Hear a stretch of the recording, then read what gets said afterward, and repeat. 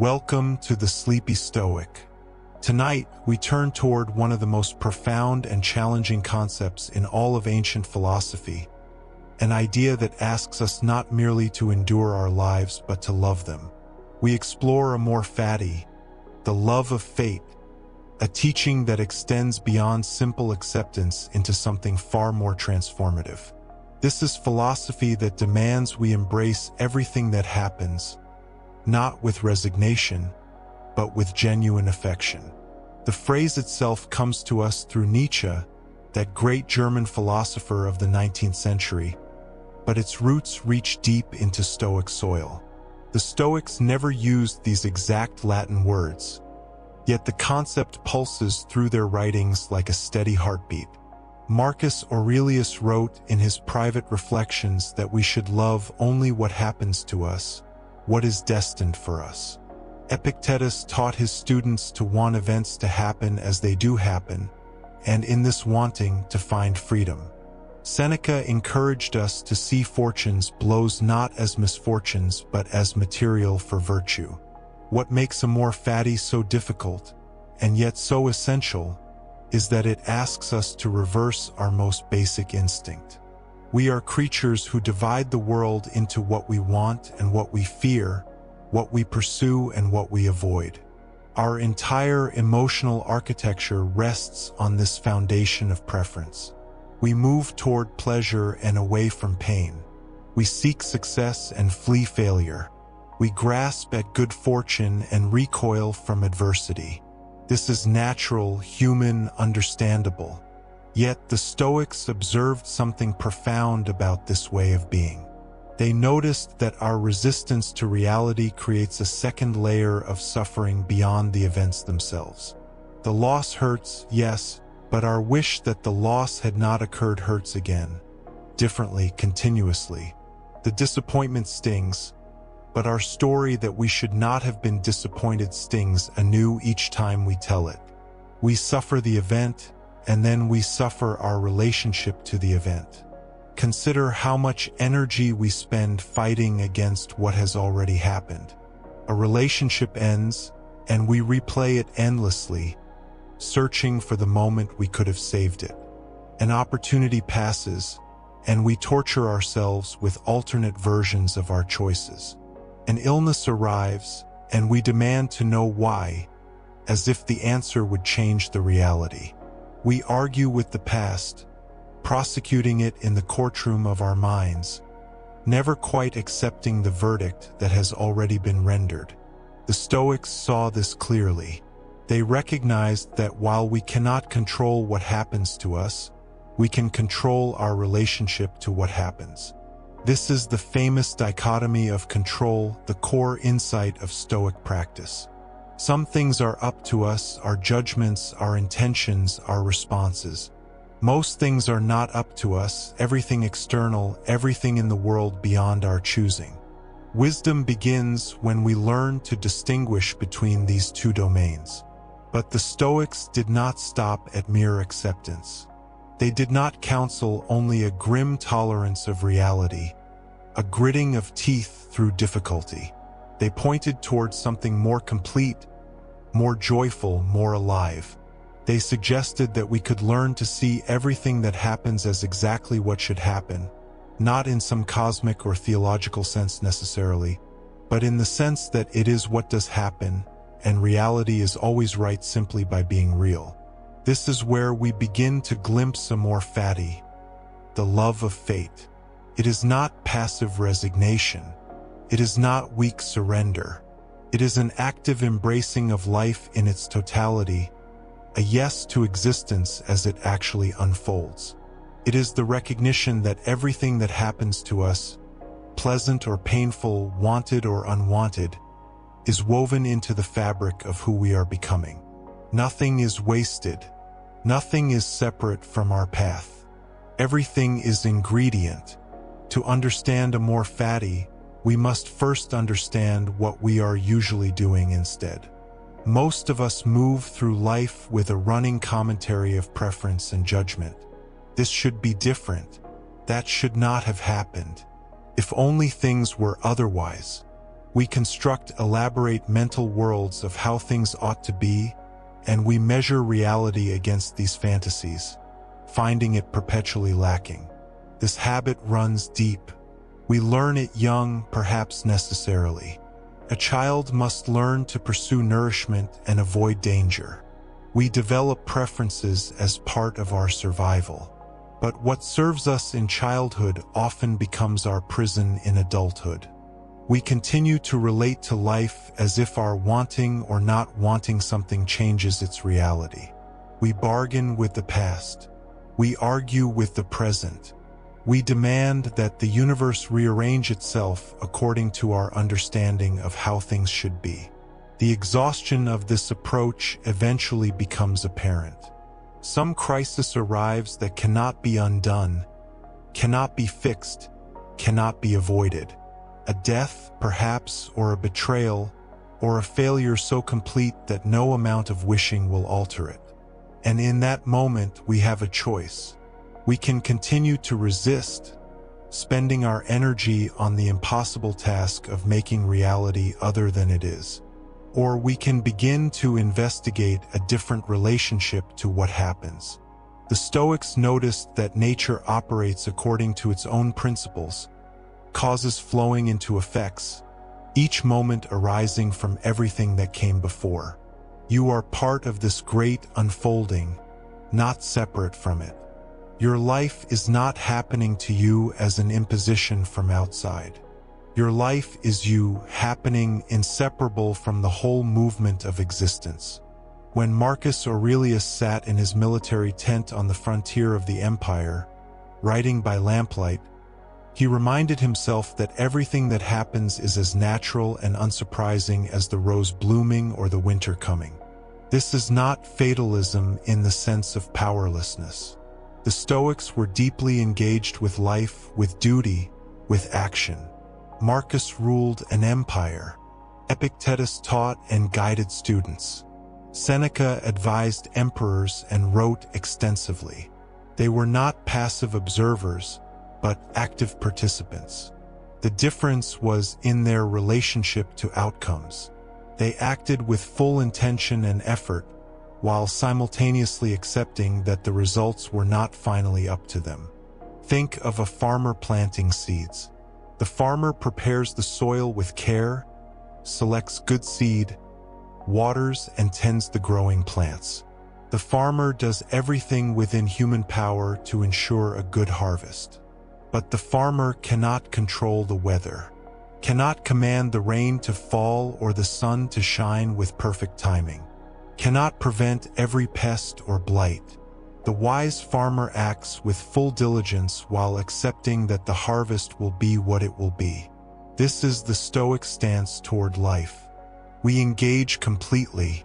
We bring our best effort, our clearest thinking, our most virtuous intention, and we release our grip on outcomes, recognizing that we are not the sole authors of how things unfold. We are participants in a larger story, contributors to a greater whole. Our job is to play our part well, not to control the entire drama. Amor Fati takes this acceptance one step further. It asks us not merely to tolerate what we cannot control, but to love it.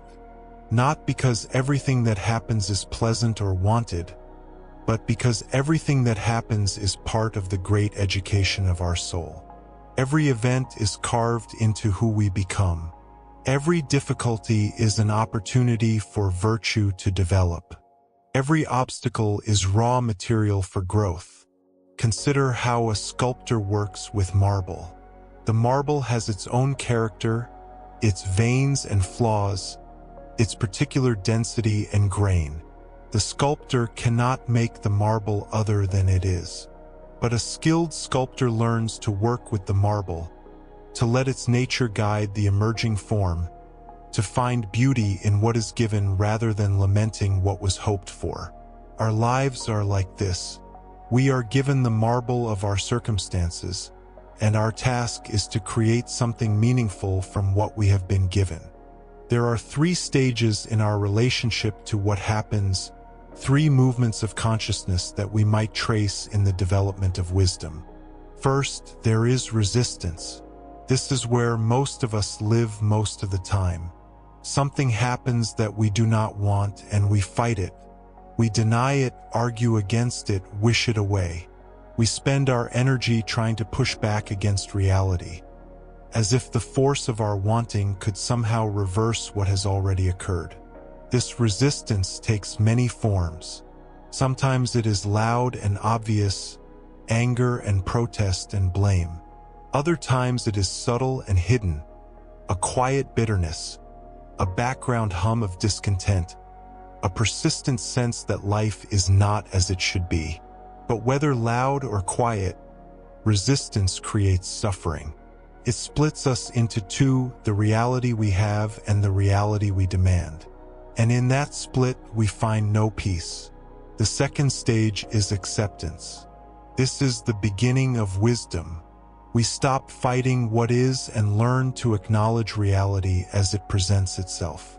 We develop equanimity, that quality of inner steadiness that remains balanced regardless of circumstances.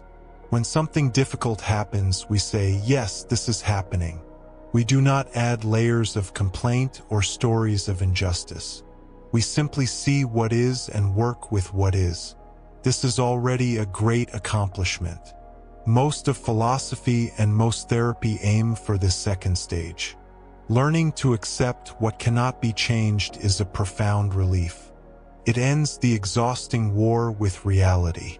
It allows us to direct our energy toward what we can actually influence rather than wasting it on what we cannot. The Stoics practiced many exercises designed to cultivate this acceptance, mental training to help us distinguish between what is up to us and what is not. But the Stoics, and particularly the vision that Nietzsche later articulated as Amor Fati, point toward a third stage. Beyond resistance, beyond acceptance, there is love. There is an embracing of fate so complete that we would not change a single thing, even if we could. We learn to see everything that happens as necessary, as perfect in its way, as exactly what we needed for our becoming. This seems almost impossible at first encounter. How can we love painful things? How can we embrace loss and failure and disappointment? How can we look at difficulty and say, yes, I want this, I love this is exactly right? The key lies in understanding what we mean by love in this context. We are not speaking of an emotion of pleasure or enjoyment. We are speaking of a deeper affirmation, a recognition of belonging, a sense that even the difficult things are part of our story and therefore part of us. Think of how you might love your life as a whole. If you look back at your entire path, you can probably see that some of your greatest growth came through difficulty. The easy times were pleasant, but the hard times changed you. The failures taught you things success never could. The losses opened you to depths you might never have discovered in comfort. You are who you are because of everything that happened, not just the good parts. Now, Amor Fati asks, what if you could extend that retrospective understanding to the present moment? What if you could meet what is happening right now with the same recognition that it is part of your necessary unfolding? Not because you can see how it will work out, but because you trust that whatever happens, you will work with it, learn from it, be shaped by it. You will not let anything be wasted. This is a transformation of perspective so complete that it changes our entire experience of being alive. We stop being at war with our lives. We stop dividing events into those that should have happened and those that should not have. We recognize that our judgment of what should be is limited, narrow, based on immediate comfort rather than long-term development. We begin to trust the process more than our preferences.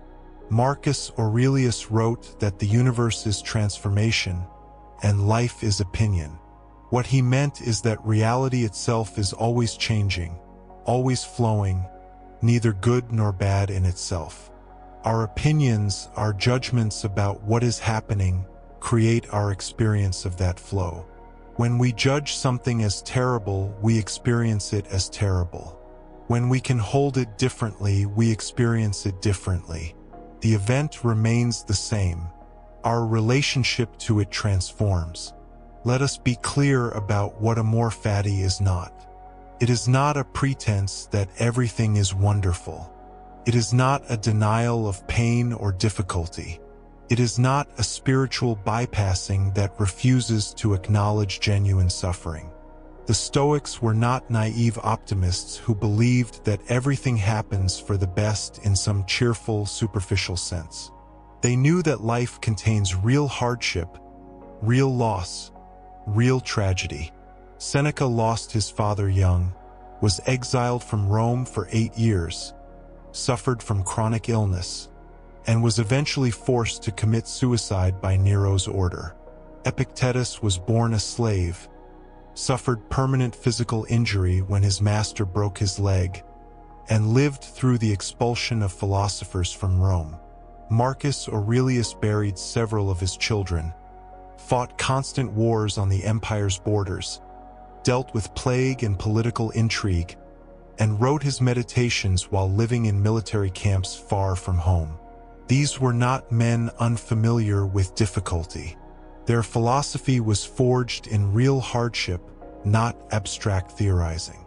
When they spoke of accepting fate, of loving what happens, they were not speaking from a place of easy comfort. They were describing a practice they used to maintain their humanity in the face of genuine suffering. So Amor Fati does not mean pretending that painful things do not hurt. It means refusing to add unnecessary suffering on top of necessary pain.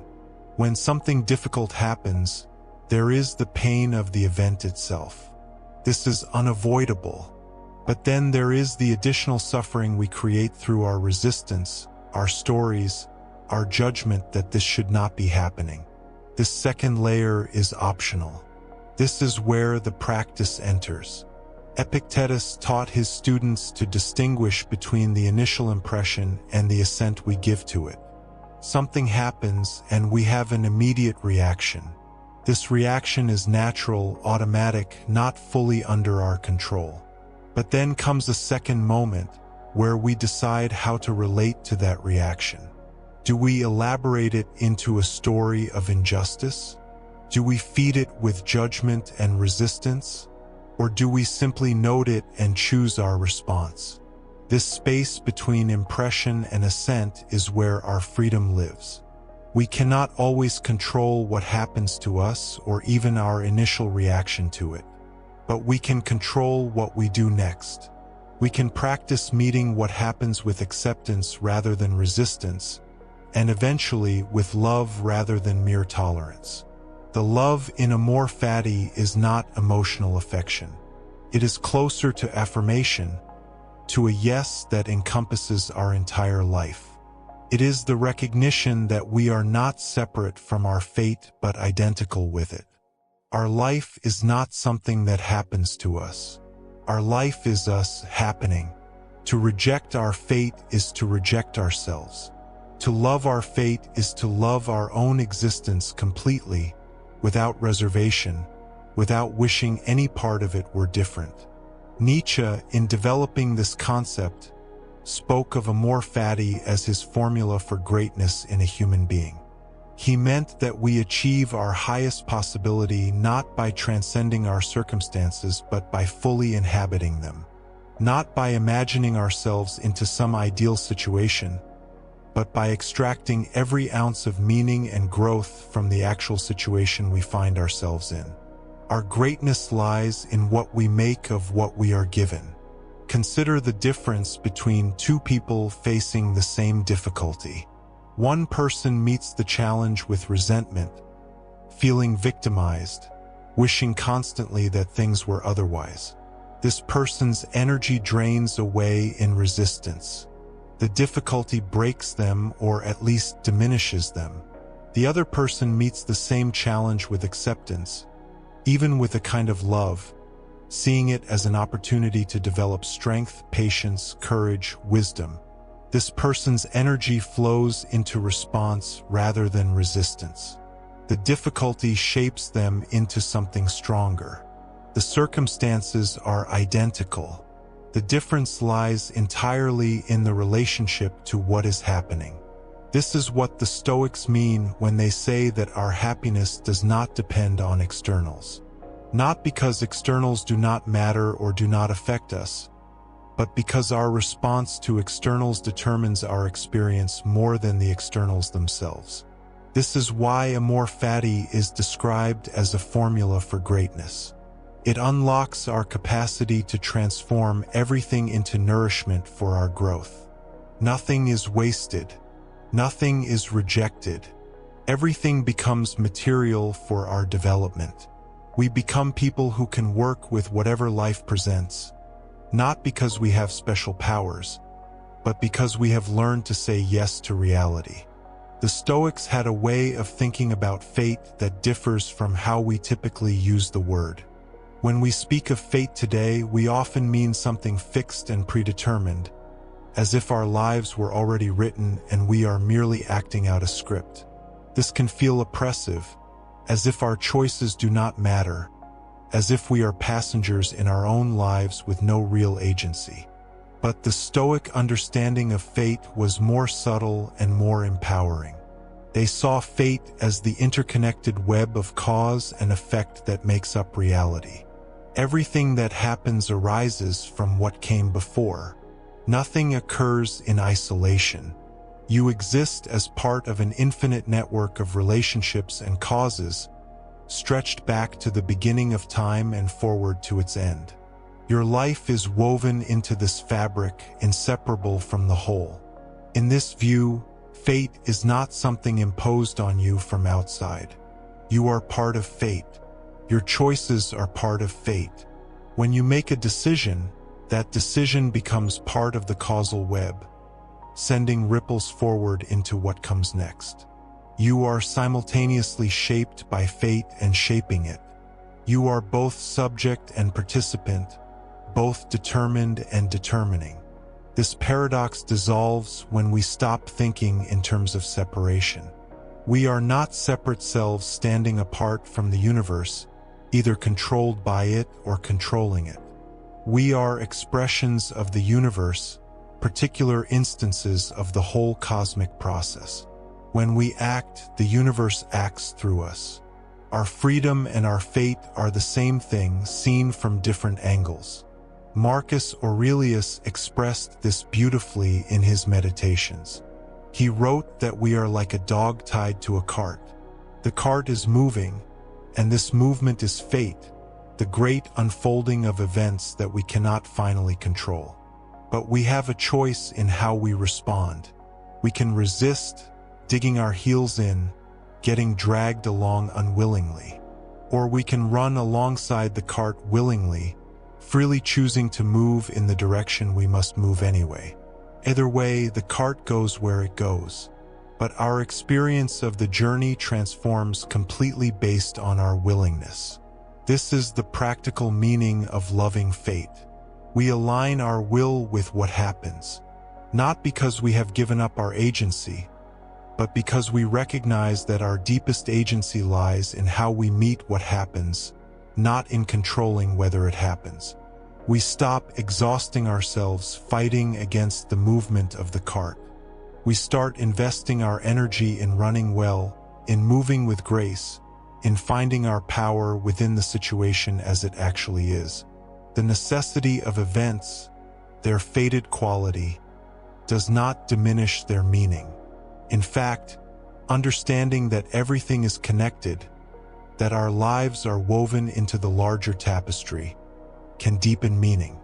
Every moment matters because every moment influences what comes next. Every choice ripples forward. Every response shapes not only our own character but contributes to the whole unfolding story of existence. When we resist what happens, we place ourselves in opposition to reality. This is an unwinnable fight. Reality always wins. The question is whether we exhaust ourselves in resistance first or whether we learn to find our power within acceptance. Amor Fati is the choice to stop fighting and start flowing, not as passive surrender but as active engagement with what is. Think of water flowing around rocks in a stream. The water does not resist the rocks. It does not wish they were not there. It simply flows around them, finding its way, soft but persistent, shaping the landscape over time through its very willingness to work with what it finds. This is the power of acceptance of Amor Fati. We become like water, able to work with any obstacle, any circumstance, not through force but through flexibility. The Stoics understood that we build our character through how we respond to circumstance. Virtue develops in the workshop of daily life. Courage appears when we face fear. Patience develops when we meet frustration. Wisdom grows when we encounter confusion. Justice emerges when we face unfairness. We need the full range of human experience to develop the full range of human excellence. If we only ever faced easy circumstances, we would remain undeveloped in crucial ways. The difficulties are not interruptions to our growth. They are the very opportunities for growth. This is why the Stoics could look at obstacles and see opportunities. Not because they were confused about whether obstacles were difficult, but because they understood that difficulty is the anvil on which character is forged. As we begin this exploration of Amor Fati, it helps to recognize where we are starting from. Most of us have been conditioned to pursue pleasure and avoid pain, to seek success and fear failure, to grasp at what we want and push away what we do not want. This conditioning runs deep. It shapes how we think, how we feel, how we move through the world. There is nothing wrong with having preferences. The Stoics themselves acknowledged what they called preferred indifference. Some things are naturally more preferable than others. Health is preferable to sickness, wealth to poverty, success to failure, in the sense that these things can make our lives easier and give us more opportunities to act virtuously. The Stoics were not ascetics who denied all preference, but they made a crucial distinction. While it is natural to prefer some outcomes over others, our happiness cannot depend on getting what we prefer. External things are not in our complete control. If our peace of mind requires that we get what we want and avoid what we do not want, we have placed our peace in a very precarious position. We have made ourselves hostage to fortune. Instead, the Stoics taught that we should hold our preferences lightly. We can work toward what we prefer while remaining inwardly free regardless of what happens.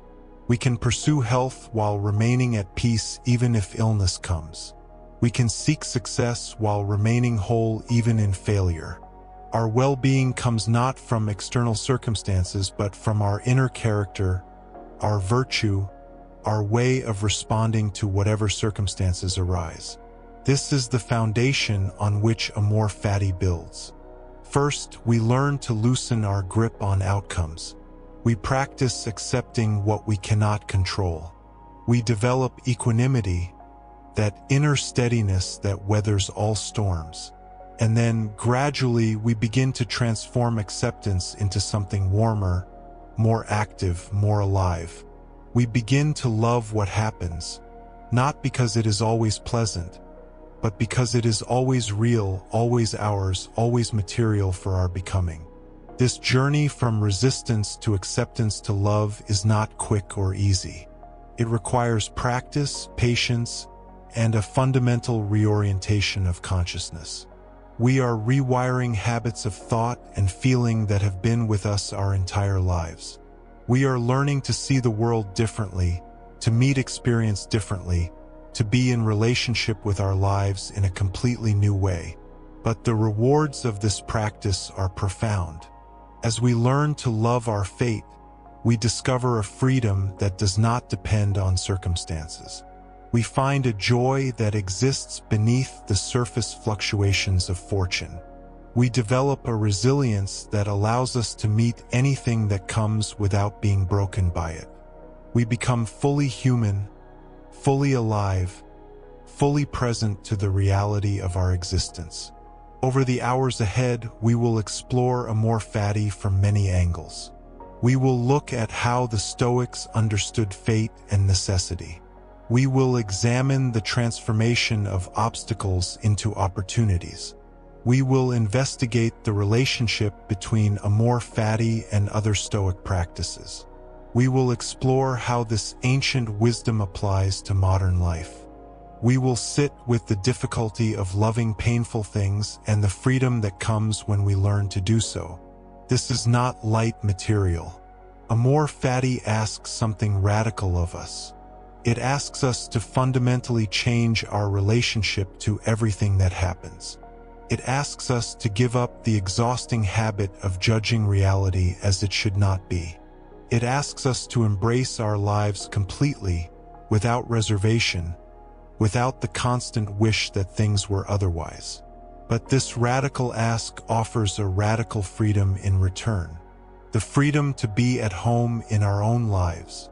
The freedom to stop fighting and start flowing. The freedom to transform everything into opportunity. The freedom to become who we are capable of becoming, shaped by all that happens into our fullest expression. The path is long, but we walk it together. Each concept builds on what came before. Each insight deepens our understanding. Each moment of practice strengthens our capacity. We are learning not just an idea but a way of being, a stance toward existence itself. We are learning to love our fate, which means learning to love our lives, which means learning to love ourselves as we actually are, woven inseparably into the great web of all that is. Let us continue this exploration with patience and openness, allowing the ideas to settle deeply, giving them time to work their transformation in us. To deepen our understanding of Amor Fati, we must examine the distinction between acceptance and love. This distinction lies at the heart of the practice and represents a profound shift in consciousness that the Stoics cultivated throughout their lives. Acceptance, as we commonly understand it, contains within itself a subtle form of resistance. When we accept something, we often do so with a sense of resignation. We acknowledge that reality is what it is, that we cannot change certain circumstances, and so we accept them. But within that acceptance often lurks a hidden wish that things were otherwise. We accept because we must, not because we truly want to. This is the acceptance of the defeated, the acceptance of someone who has exhausted their options and now simply endures what cannot be avoided. The Stoics certainly taught acceptance, but they taught something more. They taught that we should not merely endure reality but embrace it, welcome it, recognize it as exactly what should be happening. This represents a fundamental transformation of perspective that goes far beyond mere resignation. Consider how we typically respond to difficult events. When we lose a job, experience a health setback, or face a relationship challenge, our initial response is usually resistance. We think, "This shouldn't be happening. This isn't what I wanted. This isn't fair." This resistance creates suffering beyond the event itself. We suffer once from the event and a second time from our resistance to it. With practice and reflection, we may move from resistance to acceptance. We acknowledge that the event has happened, that resistance changes nothing, and that we must find a way to move forward. This is already a significant achievement. It reduces our suffering and allows us to respond more effectively to circumstances. But it still contains within itself that sense that we are making the best of a bad situation, that we are managing despite the difficulty. Amor Fati asks us to go further still. It asks us to look at the very same event and see it not as an unfortunate occurrence we must accept, but as a necessary and ultimately beneficial part of our lives. It asks us to love the event itself, to recognize that without this particular difficulty, we would not become who we are meant to become. This is not merely accepting what we cannot change, but actively embracing it as valuable and necessary. The shift from acceptance to love requires a complete reorientation of perspective. It demands that we stop dividing events into those we wanted and those we didn't want, those that benefited us and those that harmed us. Instead, it asks us to see all events as threads in a single tapestry, each one essential to the whole, each one contributing to the pattern that is our life. Marcus Aurelius expressed this understanding when he reflected that everything that happens is like material handed to us, raw material that we can use to build our character and fulfill our purpose. He didn't just accept this material, he welcomed it. He looked at difficult circumstances and saw opportunity. He looked at obstacles and saw teachers. This was not mere positive thinking or an attempt to feel better about bad situations. It was a profound philosophical recognition that difficulty and ease, loss and gain, pleasure and pain all serve the same ultimate purpose in the development of human excellence. The ancient Stoics had a sophisticated understanding of fate that differs considerably from the fatalism we often associate with the term today. When we hear the word fate, we tend to think of predetermined events that will unfold regardless of what we do, a rigid script from which we cannot deviate. This understanding makes human effort seem meaningless and often leads to passivity. But this is not what the Stoics meant by fate, and it is not what Amor Fati asks us to love. The Stoic conception of fate was far more nuanced. They understood fate as the rational ordering principle of the universe, what they called the logos. This universal reason pervaded all things and connected all events in a web of cause and effect. Everything that happens, they believed, happens in accordance with this rational principle. Nothing occurs randomly or without cause. Everything has its place in the cosmic order. But this did not mean that human choice was an illusion. The Stoics were not strict determinists in the modern sense. They believed that our choices were real and meaningful, that we genuinely could choose one course of action over another. What made fate compatible with free will was their understanding that our choices themselves were part of the causal chain, part of the way fate unfolds. We are not puppets with no control over our actions, but neither are we completely independent agents acting outside the natural order of things. We are both free and fated, both choosing and chosen. This understanding gives Amor Fati its philosophical foundation. When we love our fate, we are not loving some external force that imposes events upon us against our will. We are loving the entire web of causes and effects in which we participate, including our own choices and responses. We are loving the way things unfold precisely because they unfold through us as much as to us. Epictetus offered a powerful image to help understand this relationship. He compared our situation to that of an actor in a play. The actor does not choose the role he is given. He may be assigned the part of a king or a beggar, a hero or a villain. This is determined by the playwright and director, not by the actor himself. But within that role, the actor has tremendous freedom. He can play the part brilliantly or poorly. He can bring depth and understanding to the character or deliver a wooden, unconvincing performance. The actor's excellence lies not in choosing the role, but in playing whatever role he is given as well as possible. Similarly, we do not choose all the circumstances of our lives. We do not choose when and where we are born, who our parents are, what natural abilities we possess, what historical period we inhabit. These are given to us, they are our fate. But within these circumstances, we have profound freedom to choose how we respond, what we make of what we are given, what kind of person we become in relationship to our circumstances. Amor Fati means loving both aspects of this reality, both the givenness of our circumstances and the freedom of our response. It means recognizing that the particular circumstances we face, including the difficult ones, are exactly the right circumstances for our development. They are the role we have been given, and they are perfect for the purpose of developing our character and exercising our human capacities. When we examine the Stoic concept of necessity more closely, we discover that it operates on multiple levels.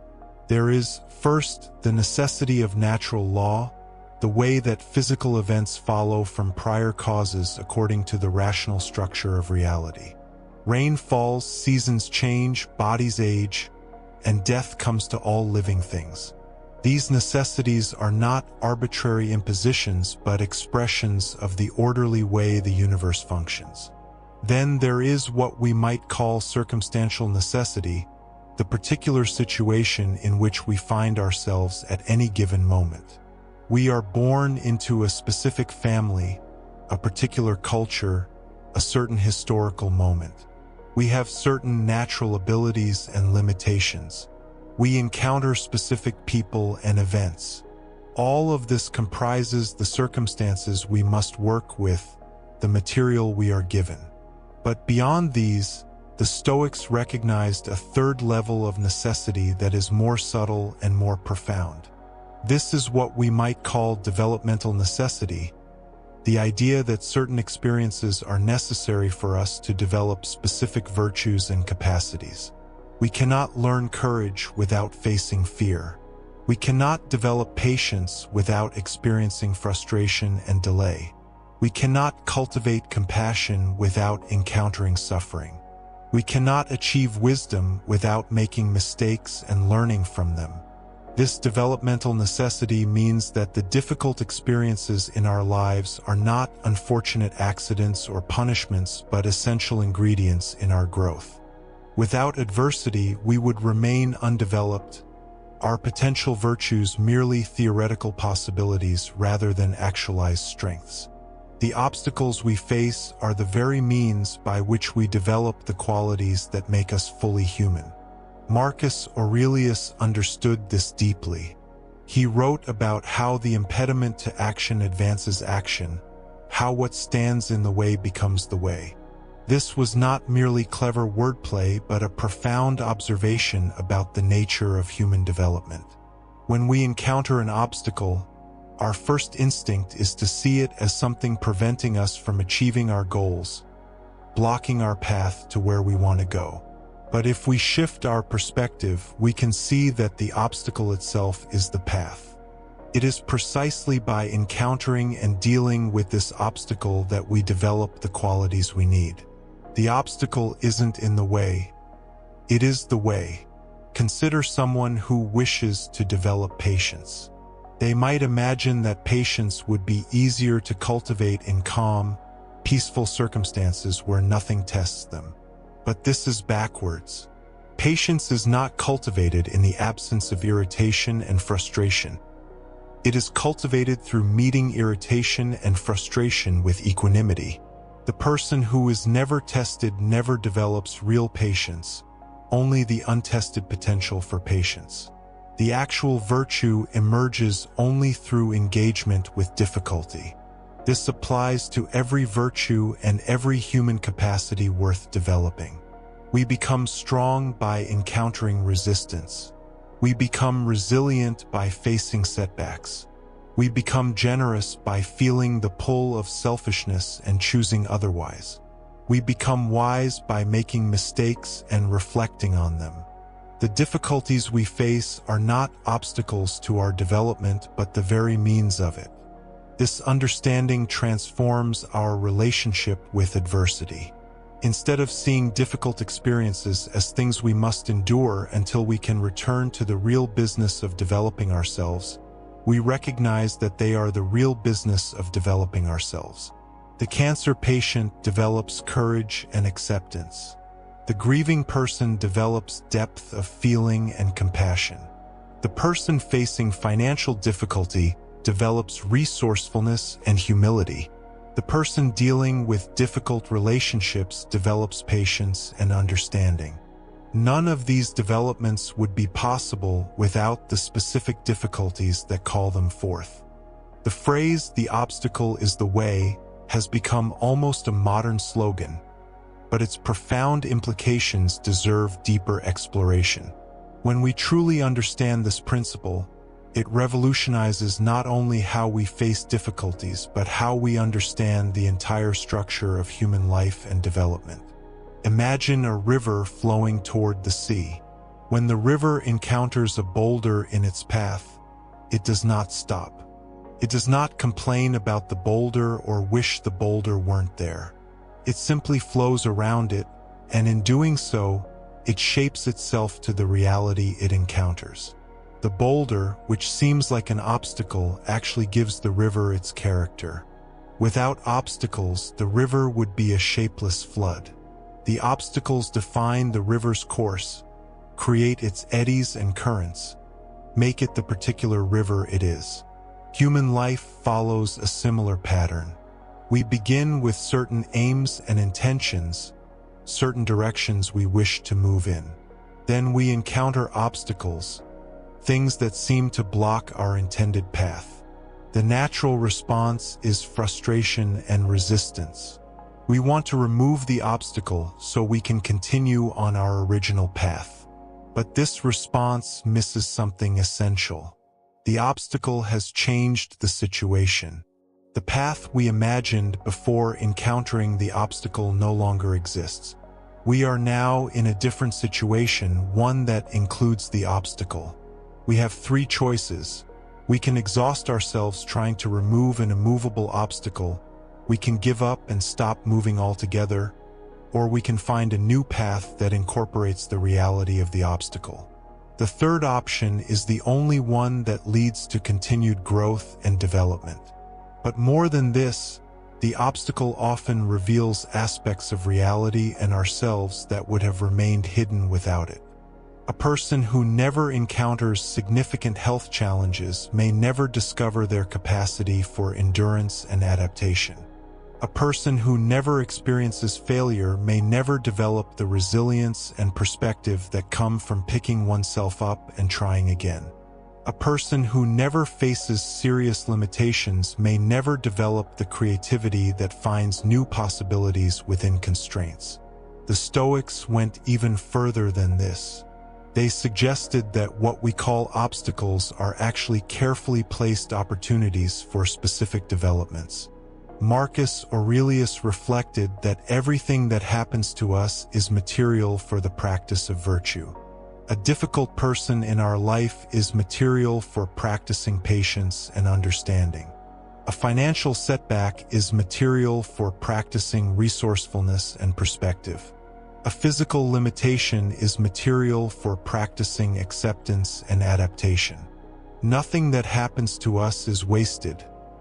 Everything can be used in the service of our development. This perspective requires us to expand our conception of what constitutes progress and growth.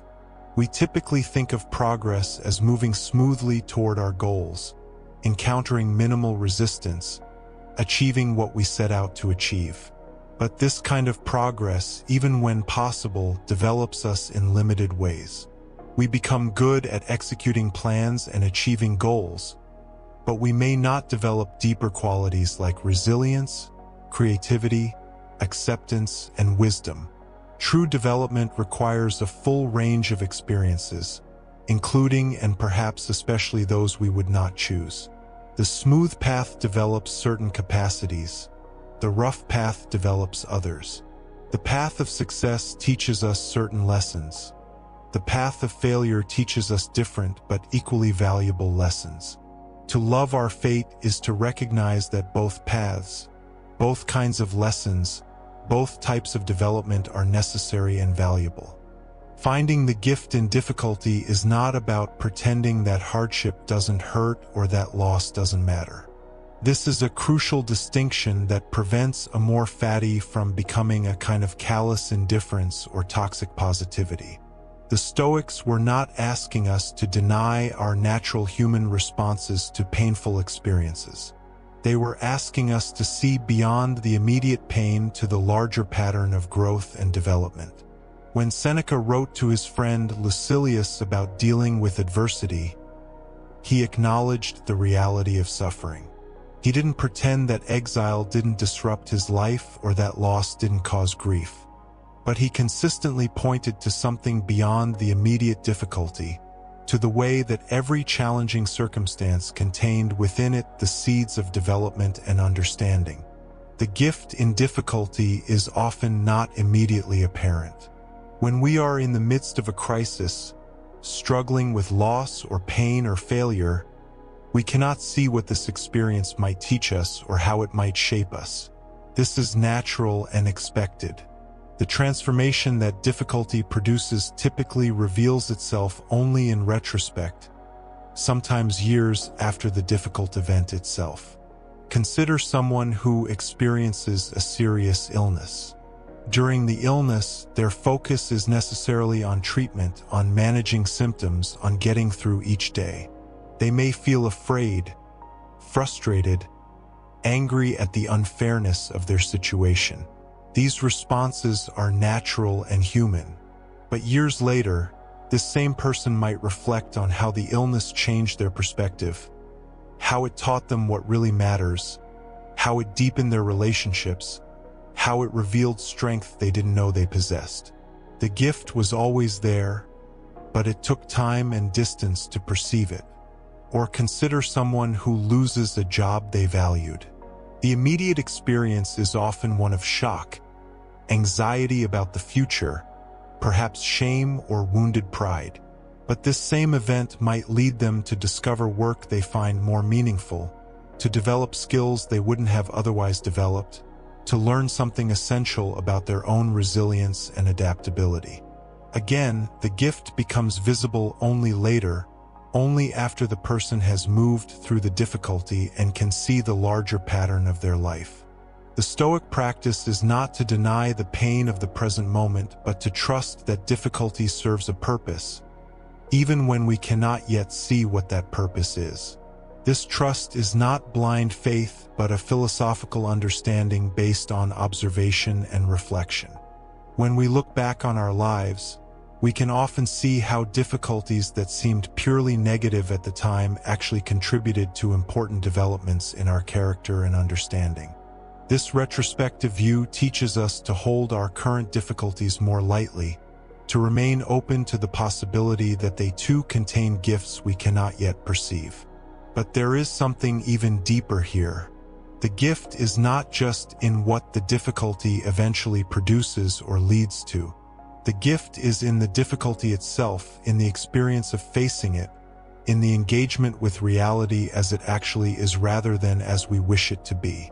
Every moment of genuine engagement with difficulty is a moment of being fully alive, fully present, fully human. This is not the same as enjoying the difficulty or wanting it to continue. It is recognizing that our capacity to face difficulty, to remain present with what is challenging and painful, is itself a profound expression of our humanity. The relationship between Stoic thought and Nietzsche's philosophy represents one of the most interesting developments in the history of ideas about fate and acceptance.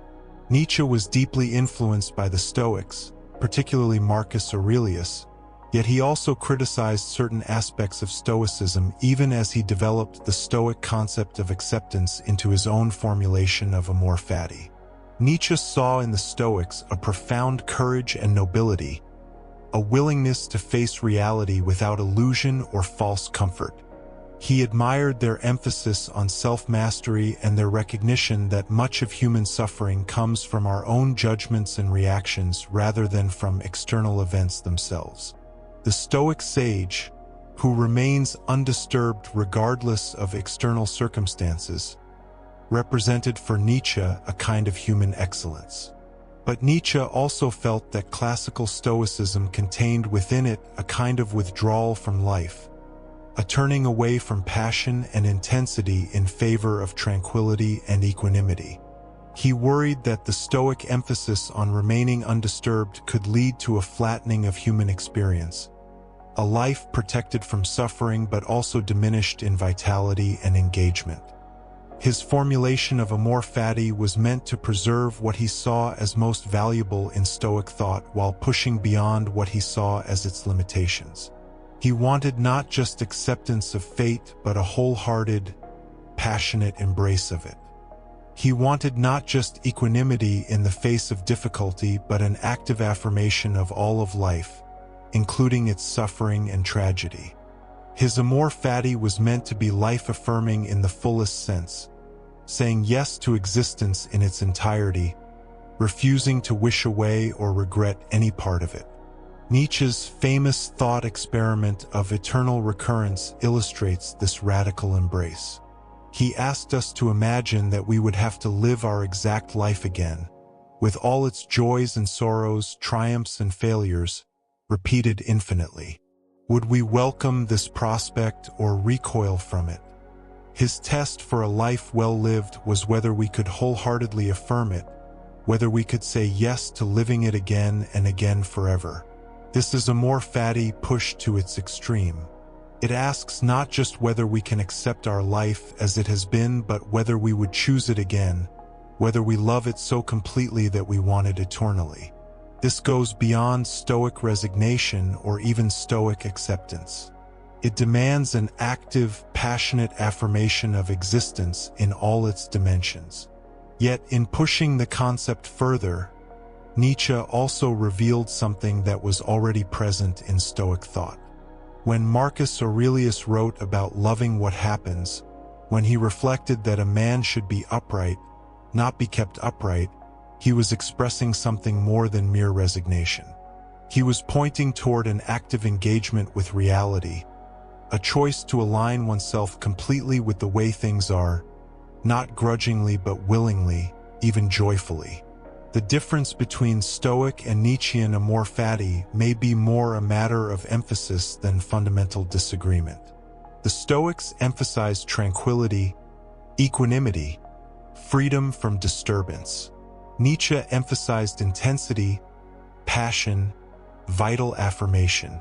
But both were pointing toward a complete acceptance of reality, a refusal to wish things were other than they are, an embrace of life in its actual unfolding rather than some imagined alternative. For our purposes, we can learn from both perspectives. From the Stoics, we learn the practices and philosophical framework that allow us to accept what we cannot change and find peace amid difficulty. From Nietzsche, we learn to push beyond mere acceptance toward active embrace, toward finding not just peace but meaning and affirmation in all of life's experiences. The bridge between ancient and modern understanding of fate and acceptance reveals something essential about human nature that transcends any particular cultural moment or philosophical school. Whether we are ancient Romans dealing with plague and political upheaval or modern people facing our own challenges, we confront the same fundamental question. How do we respond to a reality that does not conform to our wishes?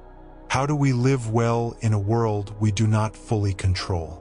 The Stoics answered this question with a philosophy that emphasized what lies within our control, primarily our own judgments and responses, and acceptance of what lies outside our control, which is nearly everything else.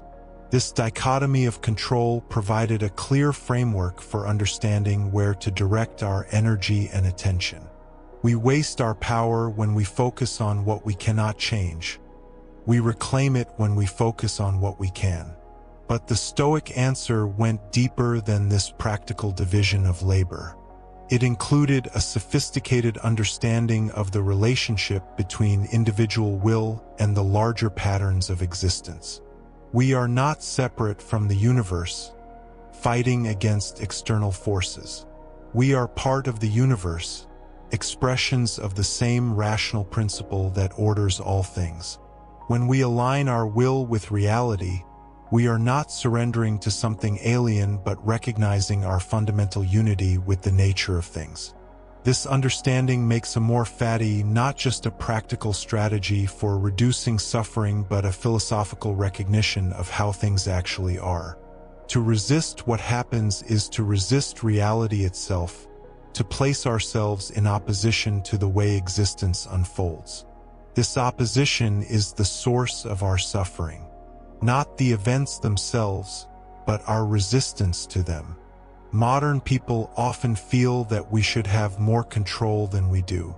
We live in an age of unprecedented technological power, medical advancement, and material comfort.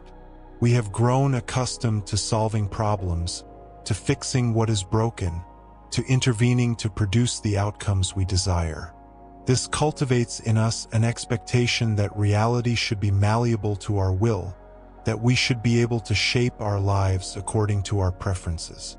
When reality inevitably refuses to cooperate, when we encounter illness, loss, failure, death, all the fundamental human experiences that no amount of technological advancement can eliminate, we experience this not just as difficulty but as a kind of betrayal.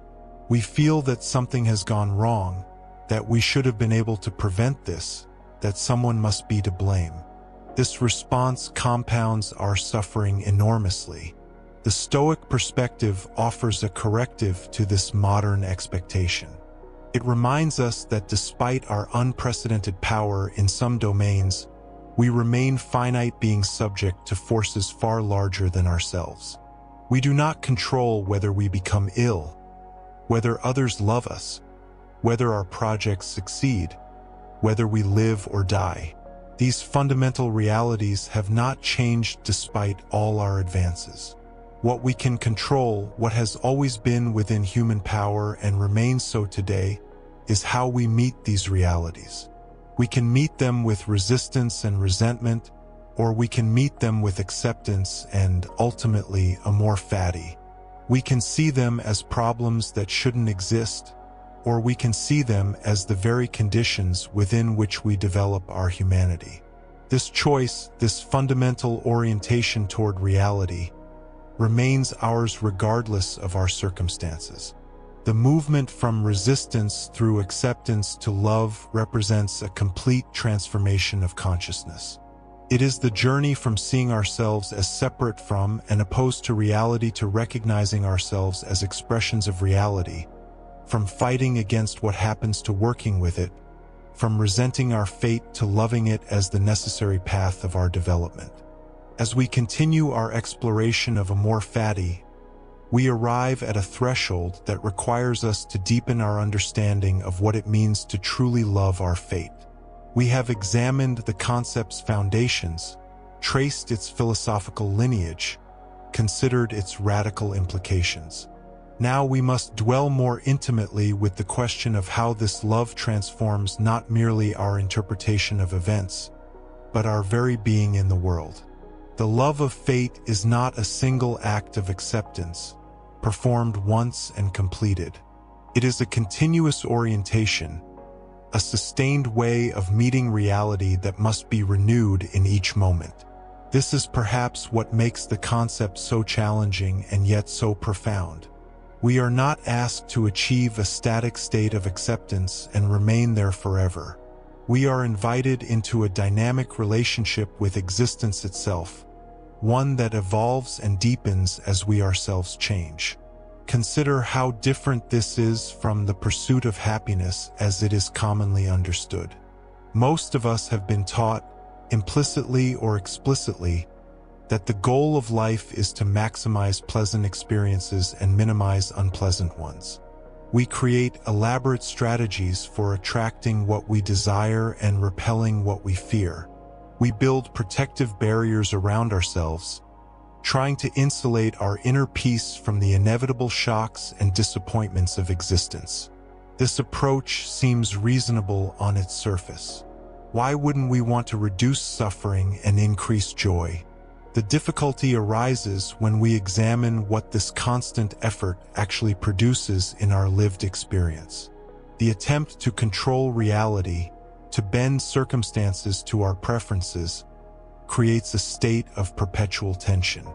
We become like someone trying to hold water in their hands, constantly anxious about what might slip through our fingers. Amor Fati proposes a radically different orientation. Instead of positioning ourselves in opposition to reality, constantly judging each moment as good or bad based on our preferences, we align ourselves with the flow of existence. We recognize that our preferences, while real and valid, are not the measure of what should or should not be. The universe does not arrange itself according to our desires, and the persistent fantasy that it should is a primary source of human suffering. This recognition could lead to despair if we stopped there. If our preferences don't matter, if the universe is indifferent to our desires, then what is the point of anything? This is where Amor Fati reveals its true depth. The point is not that your preferences are meaningless, but that your relationship to them can be transformed. You can desire certain outcomes, work toward particular goals, have preferences about how things unfold, and simultaneously accept that reality will be whatever it will be. These are not contradictory positions. The transformation happens when you cease to stake your peace of mind on outcomes you cannot control. You engage fully with life, bringing all your energy and intelligence to bear on your circumstances, while maintaining an inner spaciousness that allows you to accept whatever actually occurs. This is the paradox at the heart of Stoic practice. Maximum engagement with life combined with complete non-attachment to specific results. Marcus Aurelius practiced this balance daily. As emperor, he had to make crucial decisions affecting millions of lives. He could not simply be passive or indifferent to outcomes. Yet in his private writings, we see him constantly reminding himself that the ultimate outcome of events is not within his control. He can control only his own judgments, intentions, and actions. Everything else belongs to the realm of fortune, of fate, of the larger unfolding that no individual can determine. This understanding frees us from a tremendous burden. When we accept that we cannot control outcomes, we are released from the exhausting project of trying to make reality conform to our vision of how it should be. This doesn't mean we become passive. Rather, we become more effective because our energy is no longer divided. We are no longer simultaneously trying to act and control, to do and to guarantee. We simply act, fully and completely, and then we accept what comes. To love fate is to recognize that the division between what we call fortune and misfortune is largely a construction of our judgment. The Stoics understood that external circumstances are, in themselves, neutral. A rainstorm is neither good nor bad. It simply is. What makes it seem fortunate or unfortunate is entirely our interpretation, which depends on our expectations, our plans, our preferences at that particular moment. The farmer hoping for rain views the storm differently than the family planning an outdoor celebration. The same event, the same rain falling from the same clouds, appears as blessing to one and curse to another. Neither perception is more objectively true than the other. Both are interpretations layered onto a neutral physical phenomenon. This seems obvious when stated plainly, yet we rarely extend this recognition to the more complex events of our lives.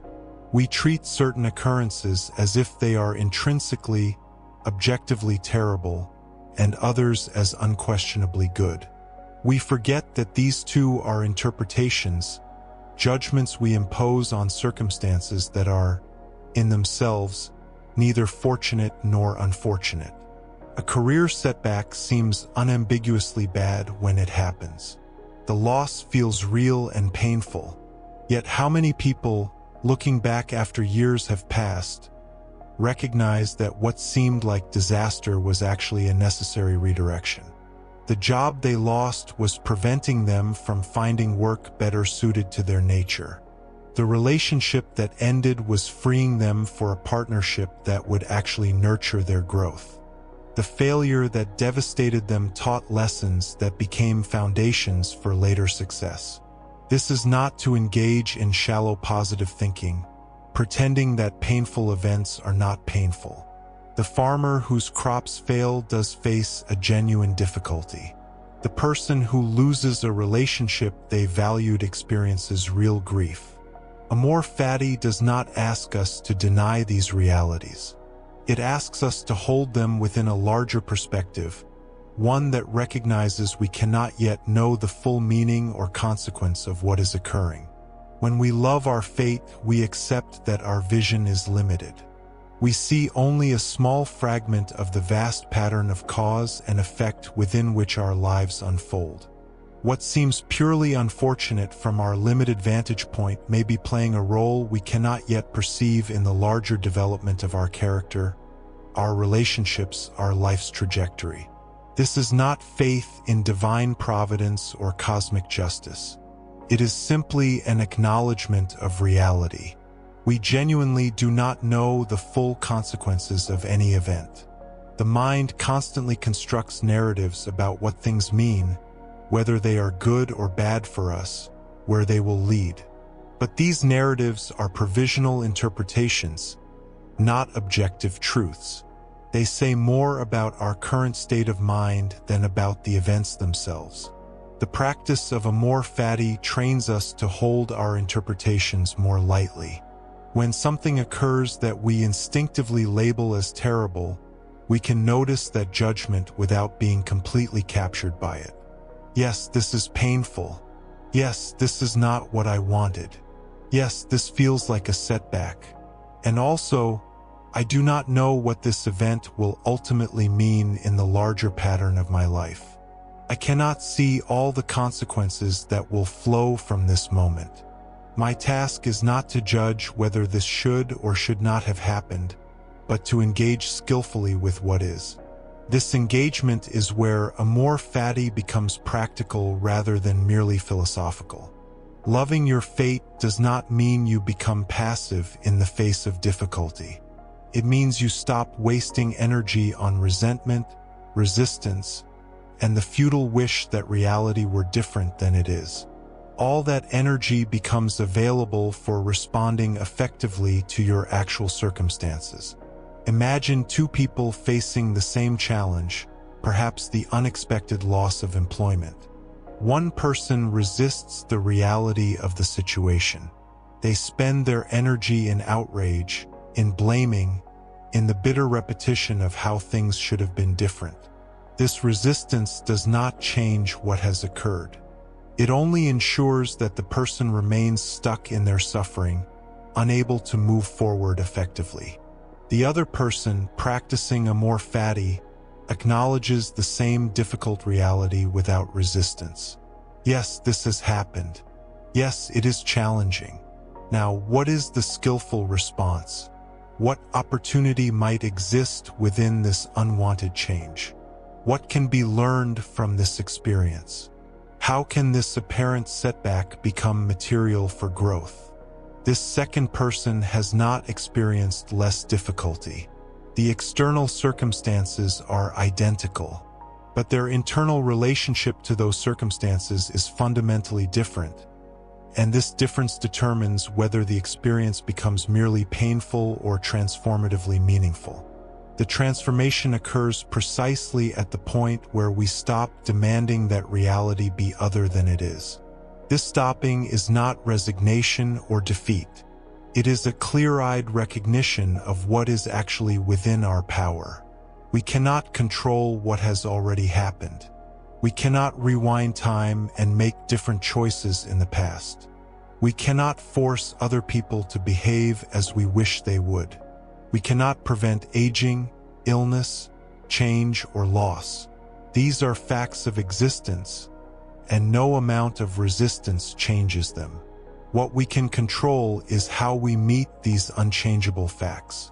We can meet them with bitterness, resentment, and perpetual resistance, or we can meet them with acceptance, curiosity, and even love. This is the genuine freedom available to us.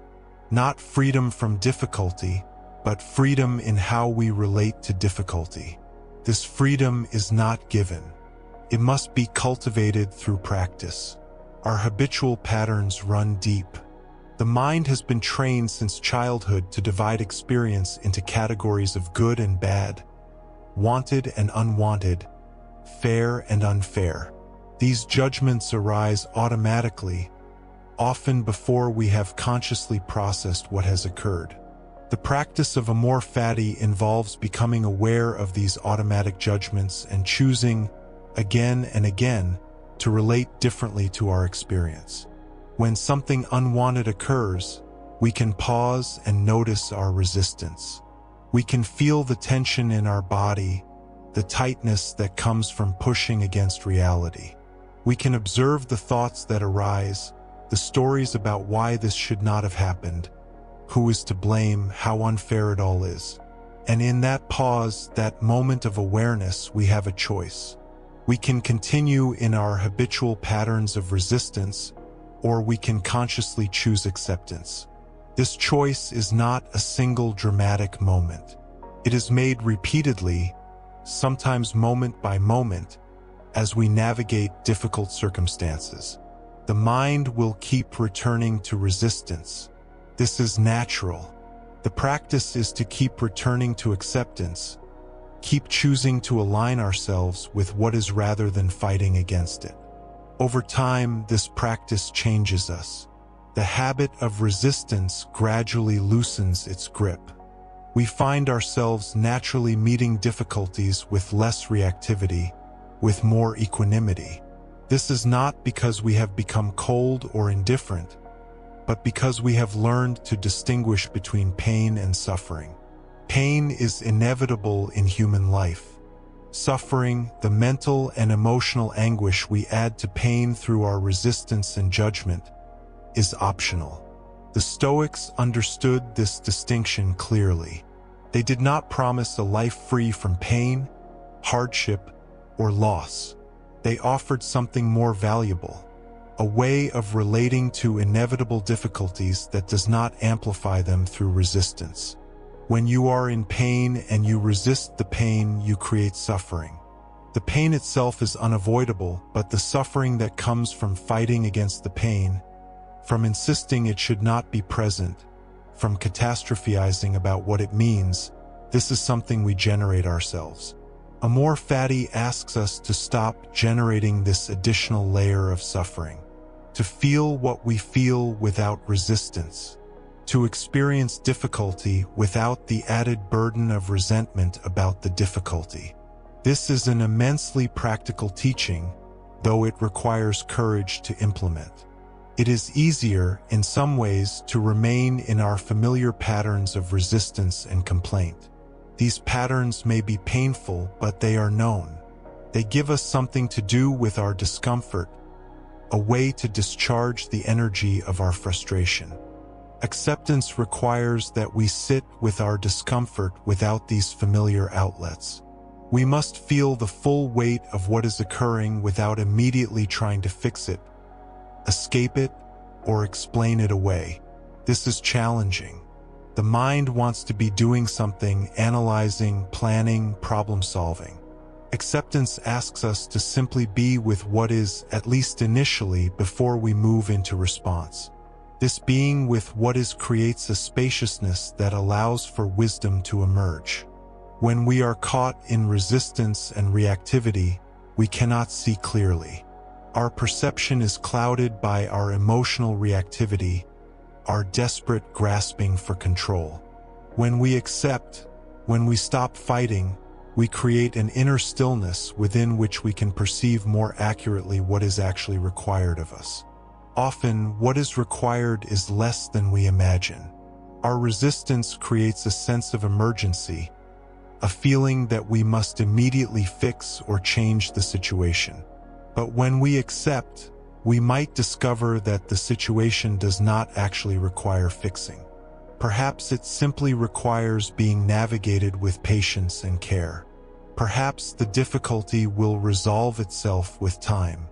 Perhaps what seems like a problem is actually an invitation to develop a capacity we have not yet cultivated. This is where Amor Fati begins to reveal its deeper dimensions. To love your fate is not merely to accept what happens, but to recognize that everything that occurs is somehow necessary for your development.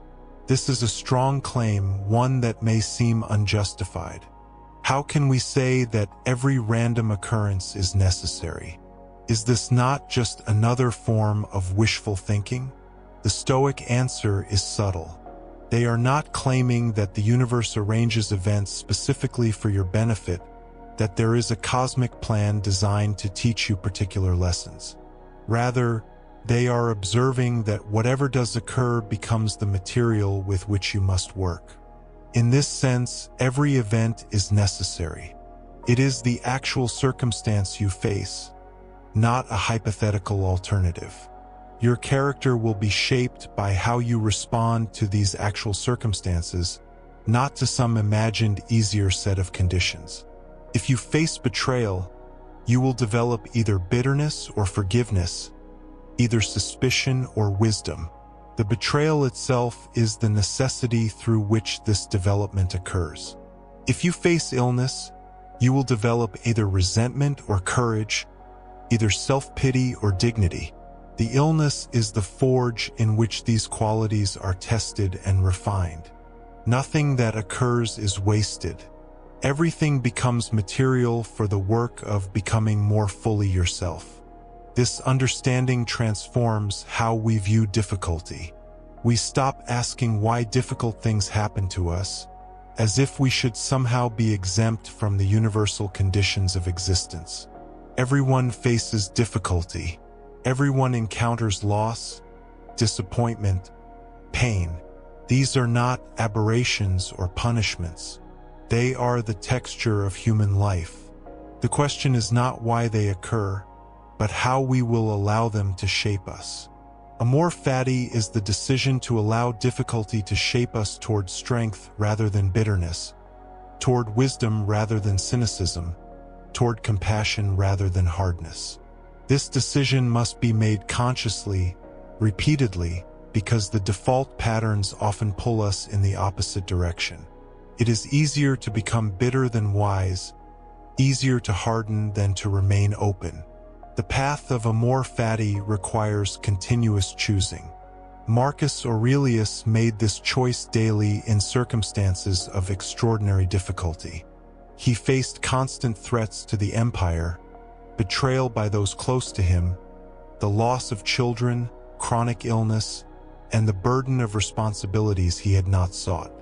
He could have become bitter, could have used his immense power to lash out at those who disappointed him. Instead, he used every difficulty as an opportunity to practice Stoic virtue. His private writings reveal this practice in action. When he is angry, he reminds himself that the person who wronged him did so out of ignorance, not true malice. When he faces setbacks, he reminds himself that obstacles can be transformed into advantages. When he feels overwhelmed, he reminds himself that he need only deal with the present moment, not the imagined burden of the future.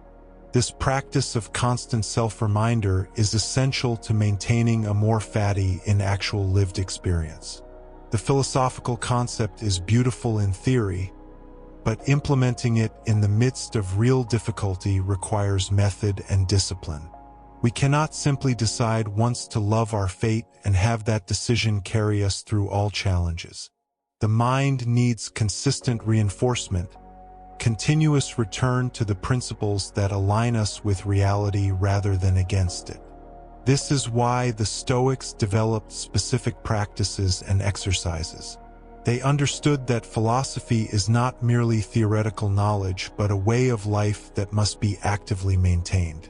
Meditation on mortality, visualization of potential difficulties, daily review of one's actions and reactions. All these practices serve to keep the mind aligned with Stoic principles. They are not mere intellectual exercises but tools for maintaining the orientation of Amor Fati when circumstances would pull us into resistance and complaint. Consider the practice of voluntary discomfort that Seneca advocated. He suggested periodically living as if one had already lost all comforts and securities, eating simple food, wearing plain clothing, sleeping on hard surfaces. This practice serves multiple purposes. It reminds us that what we consider necessities are often luxuries. It prepares us psychologically for potential loss. Most importantly, It demonstrates that our well-being is far less dependent on external circumstances than we imagine. When you discover through direct experience that you can be content with very little, that your essential self remains intact even when comforts are stripped away, you become less vulnerable to the whims of fortune. This is not because you stop enjoying comfort when it is available, but because you no longer depend on it for your peace of mind. You know from experience that you can meet hardship and remain yourself.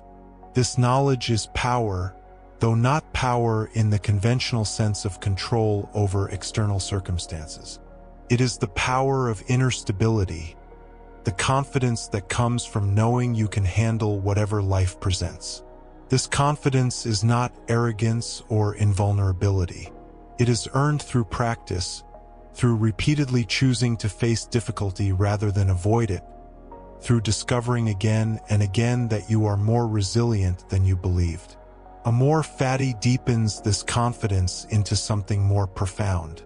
It is not merely confidence that you can handle difficulty, but the recognition that difficulty is not actually your enemy.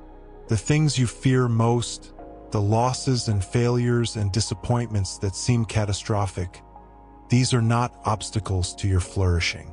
They are the very means through which flourishing becomes possible.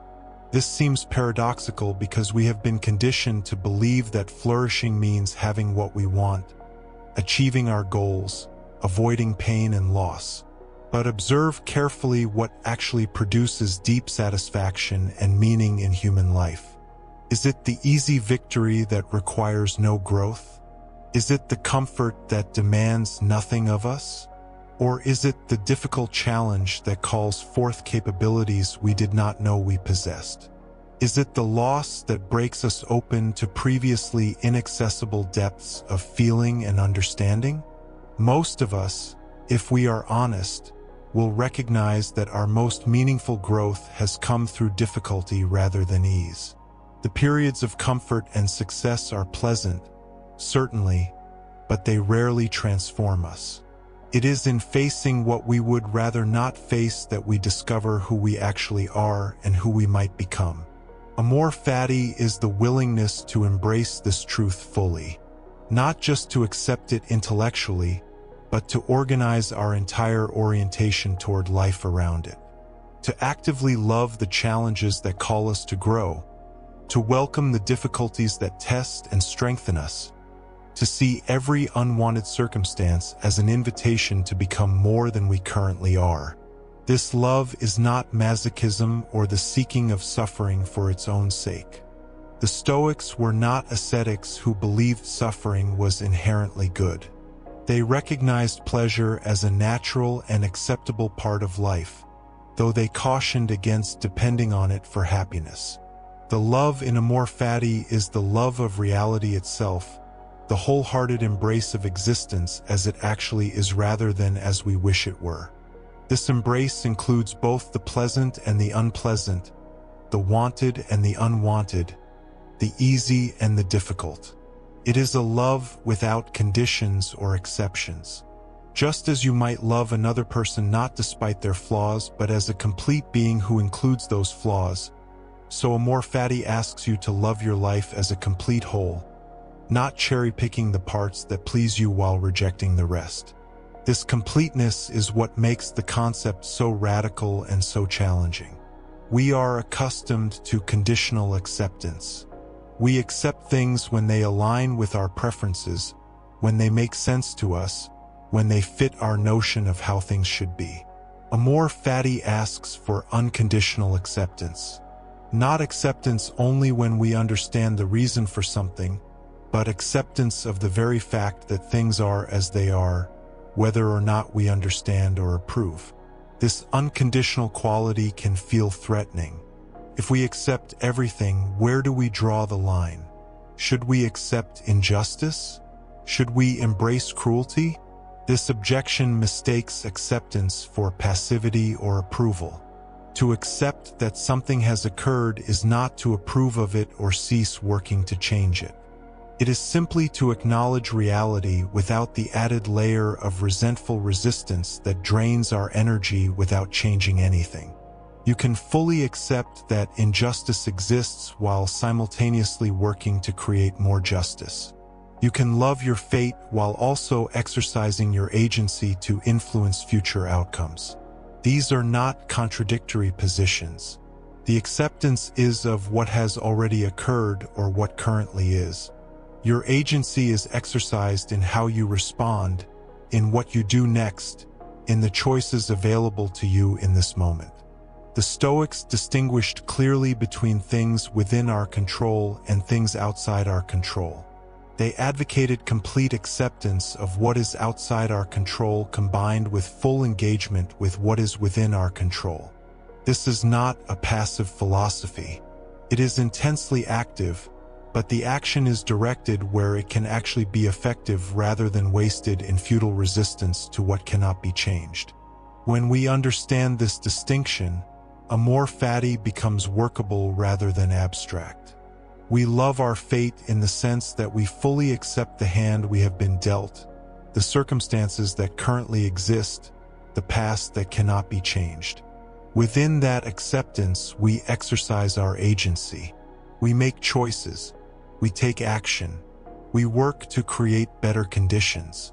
But we do all this from a foundation of acceptance rather than resistance. This foundation makes our action more effective because it is not contaminated by the distortions that resistance creates. When we act from resistance, from the desperate energy of refusing to accept what is, our actions tend to be reactive rather than responsive. We are trying to push against reality rather than working skillfully with it. This reactive quality often leads us to make poor choices, to expend energy ineffectively, to create additional problems in our attempt to fix the original one. Action that arises from acceptance has a different quality.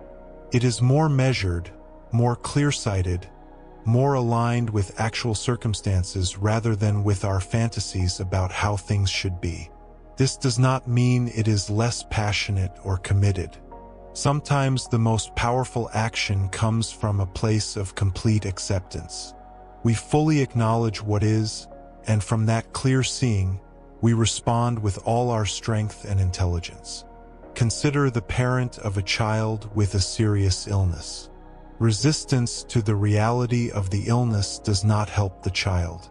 It only clouds the parent's judgment and drains energy that could be directed toward care. The parent who can fully accept the reality of the situation, who can love even this difficult fate, is more capable of providing the steady, clear-headed support the child needs. This acceptance is not resignation to the illness. It is acceptance of the current reality as the starting point from which effective action becomes possible. This example reveals how Amor Fati operates in the most challenging circumstances life presents. We are not asked to pretend that difficult things are not difficult. We are asked to meet difficulty without adding the extra burden of resistance, without wasting our energy wishing that reality were different than it is. The practice of Amor Fati thus becomes a kind of spiritual efficiency. Every ounce of energy we spend in resistance is energy unavailable for skillful response. Every moment we waste in resentment about what has occurred is a moment not spent engaging with what is. This is purely practical. The philosophical and spiritual dimensions of Amor Fati are inseparable from its practical utility. As we deepen our practice, we begin to notice a subtle shift in how we experience time itself. When we are caught in resistance, we are perpetually divided. Part of us remains stuck in the past, rehearsing what should have been different. Part of us projects anxiously into the future, worrying about what might happen. Very little of us is actually present to what is occurring now. Amor Fati brings us into the present moment because acceptance can only happen now. You cannot accept yesterday. Yesterday is gone. You cannot accept tomorrow. Tomorrow has not yet arrived. You can only accept what is, and what is exists only in this present moment. This is liberating because the present moment, when we actually inhabit it rather than fleeing from it, is almost always workable. It is our narratives about the past and future that create most of our suffering. The present moment might contain pain, but it rarely contains the catastrophe our minds construct. Right now, in this moment, you are breathing. You are aware. Whatever difficulties exist, you are meeting them in this instant. This meeting is the only place where life actually occurs. Everything else is memory or imagination, both of which take place now but refer to something other than now.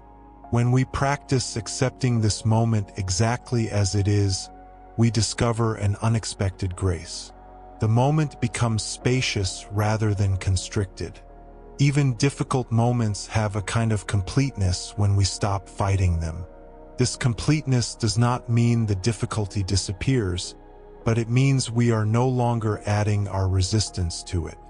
We meet what is with our full presence rather than with our divided attention.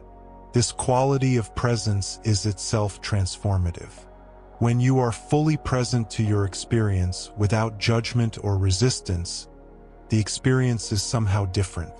Pain is still pain, but it is clean pain rather than pain complicated by our stories about it. Difficulty is still difficulty, but it is straightforward rather than magnified by our resentment. This simplification is healing in itself.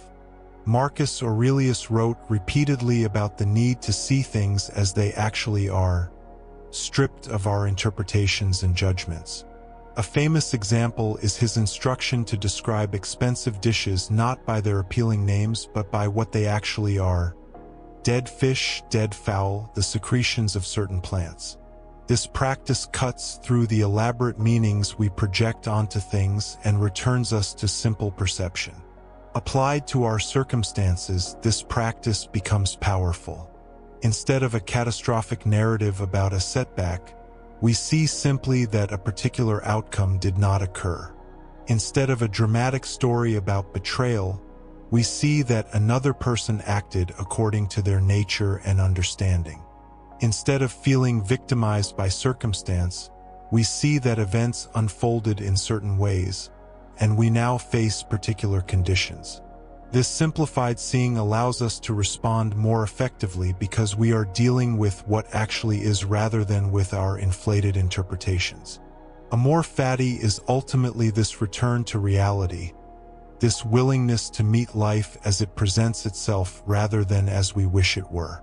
In this meeting, we discover that we are more capable than we believed, that life is more workable than we imagined, that even unwanted circumstances contain possibilities we could not have anticipated from within our resistant state. This discovery cannot be given through words alone. It must be verified through experience. The invitation is to experiment with accepting something you have been resisting. Not to approve of it, not to pretend you like it, but simply to accept that it is what is. Notice what happens in that acceptance. Notice whether it actually weakens you or whether it might free energy for more effective response. Notice whether acceptance brings you closer to reality or further from it. The practice will teach you what concepts alone cannot convey. Having explored the philosophical foundations and depths of Amor Fati, we now turn toward the question that matters most in daily life. How do we actually practice this? How do we move this understanding from intellectual appreciation into lived experience? The challenge with Amor Fati, as with all profound philosophical concepts, lies not in grasping the idea but in embodying it. We can understand perfectly well that loving our fate might transform our relationship with life, yet still find ourselves resisting what happens, still caught in the familiar patterns of complaint and struggle. The gap between understanding and practice is where most philosophy remains forever theoretical, admired but never integrated. What we need, then, are not merely techniques or methods, but ways of training attention and response that gradually reshape how we meet experience. The Stoics understood this well. They did not merely contemplate their philosophy in abstract terms. They developed specific practices, daily disciplines that transformed understanding into character. Let us begin with the smallest moments, for this is where Amor Fati either takes root or remains mere concept. The practice begins not with dramatic events, but with minor irritations, small disappointments, ordinary frustrations. These are your training ground. Consider the moment when your morning coffee spills. In that instant, you have a choice, though it rarely feels like one. The habitual response arises automatically. Annoyance, perhaps a muttered curse, a sense that the day has already gone wrong. This response is so quick, so practiced, that it seems inseparable from the event itself. But there is a space there, however narrow. Between the spilled coffee and your response lies a moment of possibility. The practice of Amor Fati begins in learning to find that space and widen it. The first step is simply noticing your resistance. Not changing it, not fighting it, but becoming aware of it. You might notice the tightness in your chest, the flash of irritation, the narrative that immediately begins, "Why does this always happen to me?" Or, "I don't have time for this." Simply notice. This noticing is not passive observation but active attention, the beginning of consciousness. With practice, this awareness comes more quickly. You begin to catch yourself in the moment of resistance rather than 5 minutes later. And in that catching, something shifts. The automatic response loses some of its power. You have created a small gap in which choice becomes possible. The second step is remembering that this event, this spilled coffee, is part of your fate. Not in some mystical sense, but simply in the sense that it has happened. It is real, it is part of the actual fabric of this moment. Fighting against it is fighting against reality itself. The coffee has spilled. This is a fact. Your resistance does not unspill it. Your annoyance does not improve the situation. What else might be possible? This is where Amor Fati moves beyond mere acceptance. Acceptance says, "The coffee has spilled, and I accept this fact." Amor Fati asks, "Can I find something in this moment to appreciate? Can I love even this small disruption as necessary?"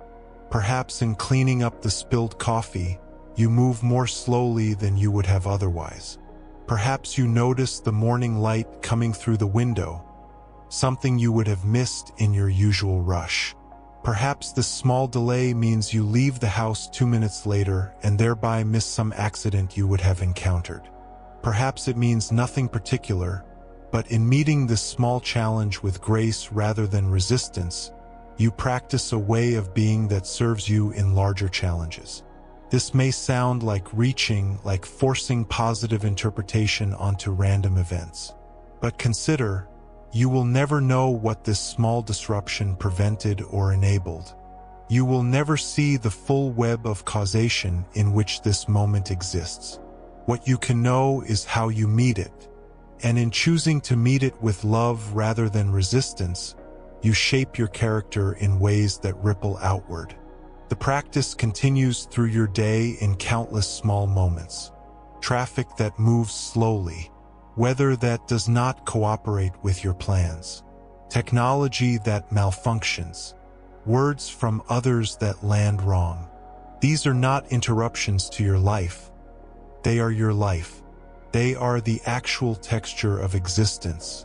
Loving your fate means loving these moments as much as the pleasant ones. This does not mean pretending to be happy about everything. It is not false positivity or forced gratitude. It is something more honest. The recognition that your life consists of exactly what happens in it. The pleasant and the difficult are equally ingredients of your fate. To wish any of it away is to wish away part of your actual existence.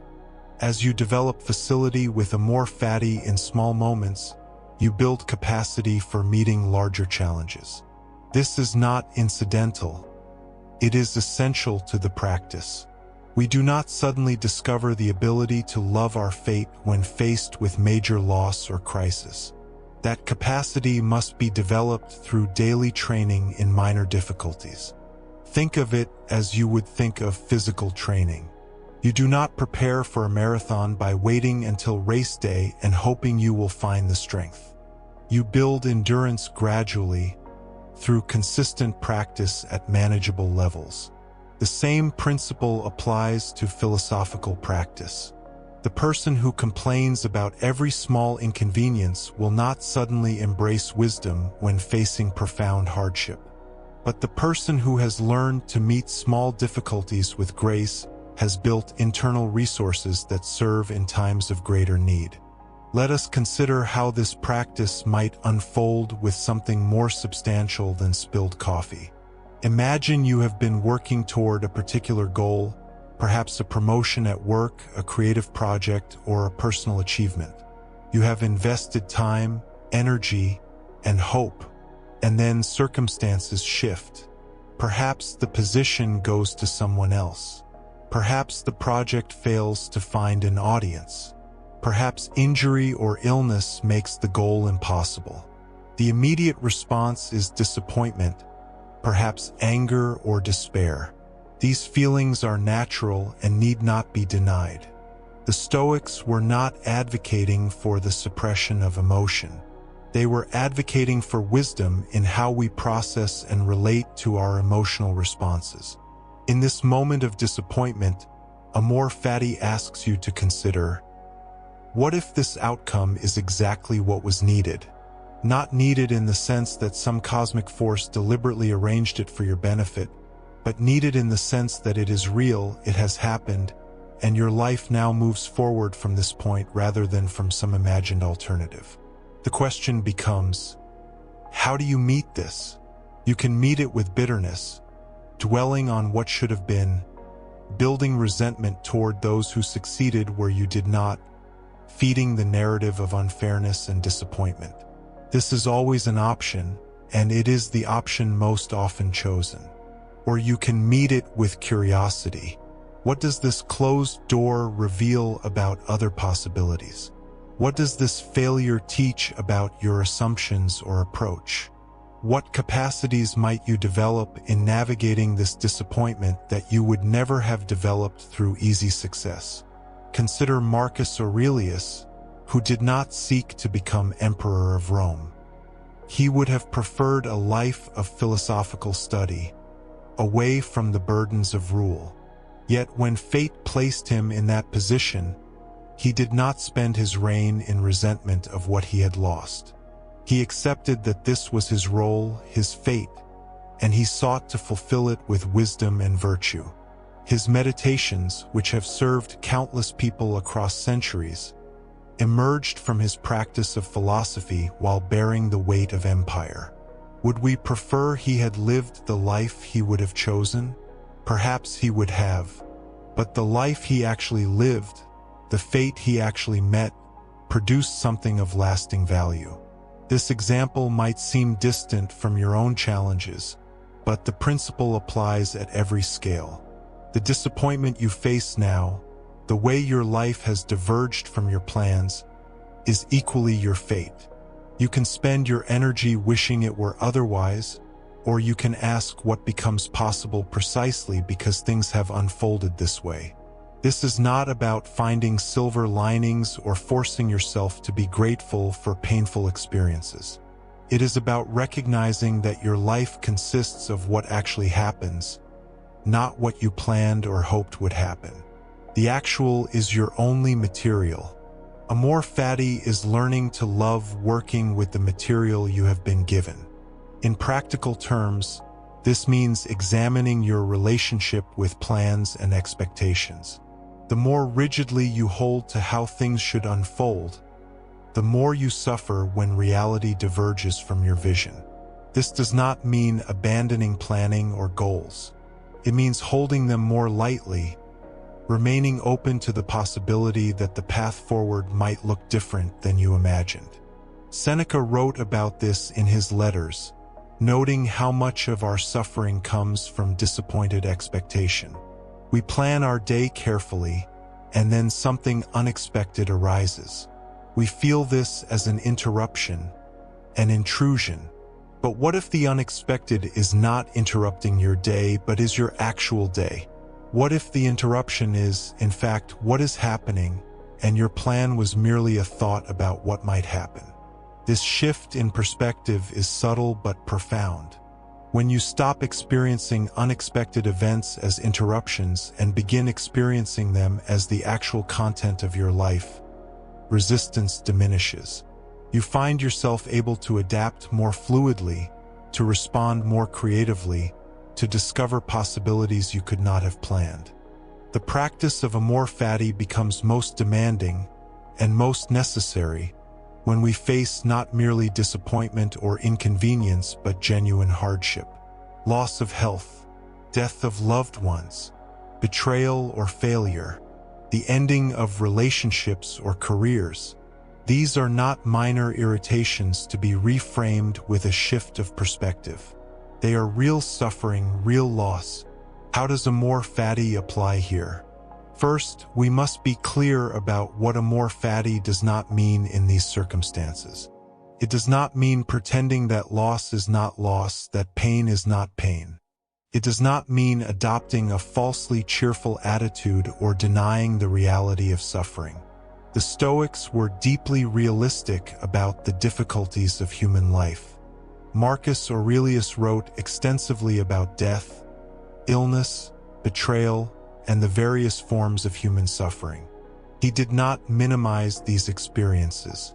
What Amor Fati offers in the face of genuine hardship is not a way to avoid suffering, but a way to meet it without adding unnecessary layers of anguish on top of the unavoidable pain. There is the pain of loss itself, which is natural and human. And then there is the suffering we create through our relationship with that loss.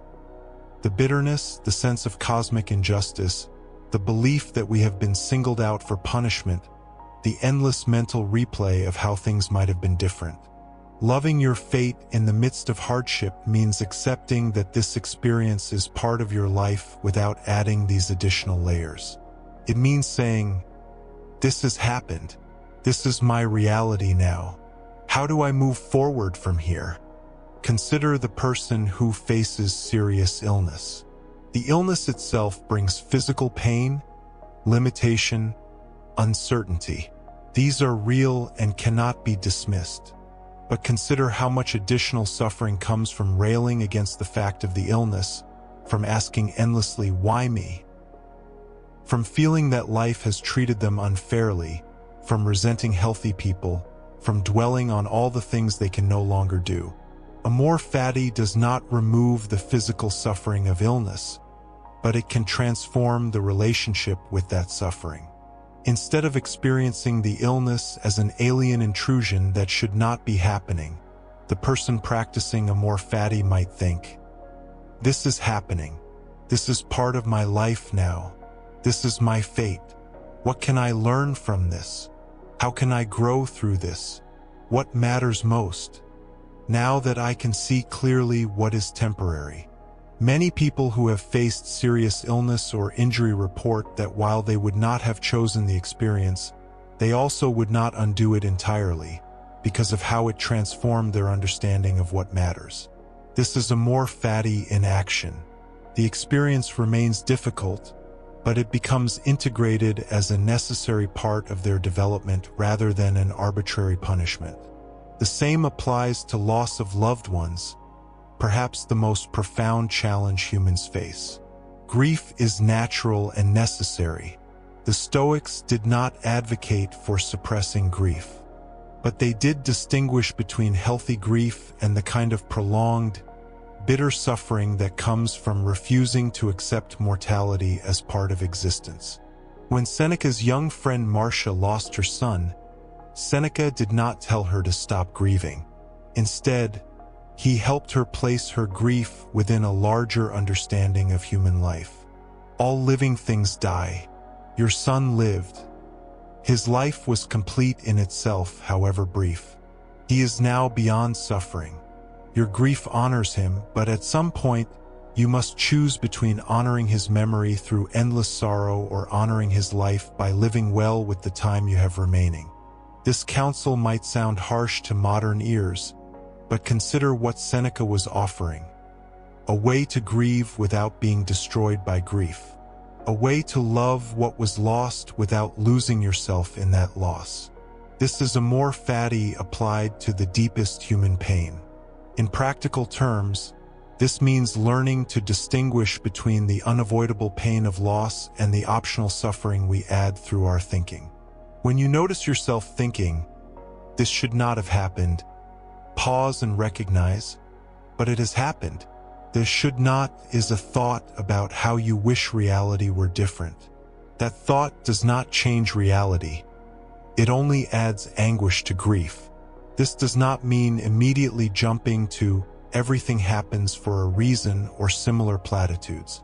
It means simply recognizing what is true. This has happened. This is real. This is now part of your story. How you move forward from here matters. You can move forward with bitterness and resentment, or you can move forward with the understanding that even this is part of your fate, part of what shapes you, part of the material from which you continue to build your life. Beyond responding to difficulty, Amor Fati shapes how we approach daily decision-making and action. This is a dimension of the practice that often goes overlooked but is essential to living this philosophy fully. Amor Fati is not merely reactive, something we employ when things go wrong. It is an active orientation that influences how we engage with life. When you truly embrace Amor Fati, you begin to approach decisions differently. Much of our usual anxiety around decisions comes from the belief that we must choose the right path, the one that will lead to the best outcome. We fear making the wrong choice, the one that will lead to regret. This fear can be paralyzing, leading either to indecision or to excessive deliberation that drains energy and time. Amor Fati offers a different framework. If you will come to love whatever happens, if you trust that even the consequences of your errors will become necessary parts of your development, then the pressure of decision-making transforms. You still think carefully, you still use judgment and wisdom, but you are not paralyzed by fear of choosing wrongly. Consider someone deciding between two career paths, or whether to move to a new city, or whether to commit to a relationship. The usual approach involves endless mental simulation, trying to predict which choice will lead to happiness and which to regret. But these predictions are largely fantasy. You cannot know how either path will unfold. You cannot see the countless factors that will influence outcomes.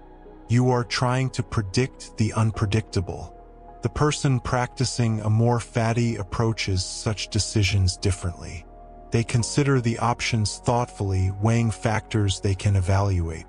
They consult their values and priorities. They use reason and judgment. But having made the best decision they can with available information, they commit to loving whatever comes from that choice. They accept that this decision, like all decisions, will shape their fate in ways they cannot foresee, and they trust their capacity to meet whatever arises. This is immensely freeing. It does not make decisions easier in the sense of making the right answer obvious, but it removes the crushing weight of needing to control outcomes that are not fully within your control. You choose wisely, then you embrace fully whatever follows. This principle extends to how you approach action more generally. Much of modern life is characterized by a kind of anxious striving, a sense that you must constantly be optimizing, improving, getting ahead. There is always more you could be doing, another skill to develop, another opportunity to pursue. This creates a perpetual sense of inadequacy, a feeling that your current life is merely preparation for some future point when you will finally arrive. Amor Fati invites a different relationship with action and striving. You still set goals, still work toward meaningful aims, still develop skills and pursue opportunities. But you do so from a place of love for your current reality, not rejection of it. You act not because you need to escape who you currently are, but because growth and development are themselves part of loving your fate. The difference is subtle but significant. The person who strives from a place of rejecting their current reality is never satisfied. Each achievement simply reveals the next inadequacy. Each goal reached becomes merely a stepping stone to something else. They are perpetually trying to arrive at some future point from which they can finally accept themselves and their life. The person practicing Amor Fati strives from a different place. They love where they are while also embracing growth. They accept their current capacities while also working to develop them. They are not running from their present toward some imagined better future. They are unfolding from their present, trusting that whatever develops is part of their fate. This manifests in daily life as a kind of relaxed intentionality. You have direction and purpose, but you are not rigidly attached to specific outcomes. You work diligently, but you are not anxious about results beyond your control. You plan thoughtfully, but you remain open to how circumstances might shift those plans. Marcus Aurelius exemplified this balance. He had enormous responsibilities as emperor, requiring constant decision-making and action. Yet his writings reveal someone who remained philosophically centered, who could act decisively without being consumed by anxiety about outcomes. He did what was required of him moment by moment and accepted whatever resulted from his efforts. This is practical wisdom for anyone. In your work, you do your best without obsessing over whether it will bring recognition or reward. In your relationships, you show up fully without clinging to specific outcomes. In your personal development, you engage in practice and learning without constant measurement of progress. You act with full commitment while maintaining philosophical detachment from results. The ultimate expression of Amor Fati in practice is learning to see your entire life as a work of art created through how you respond to your fate.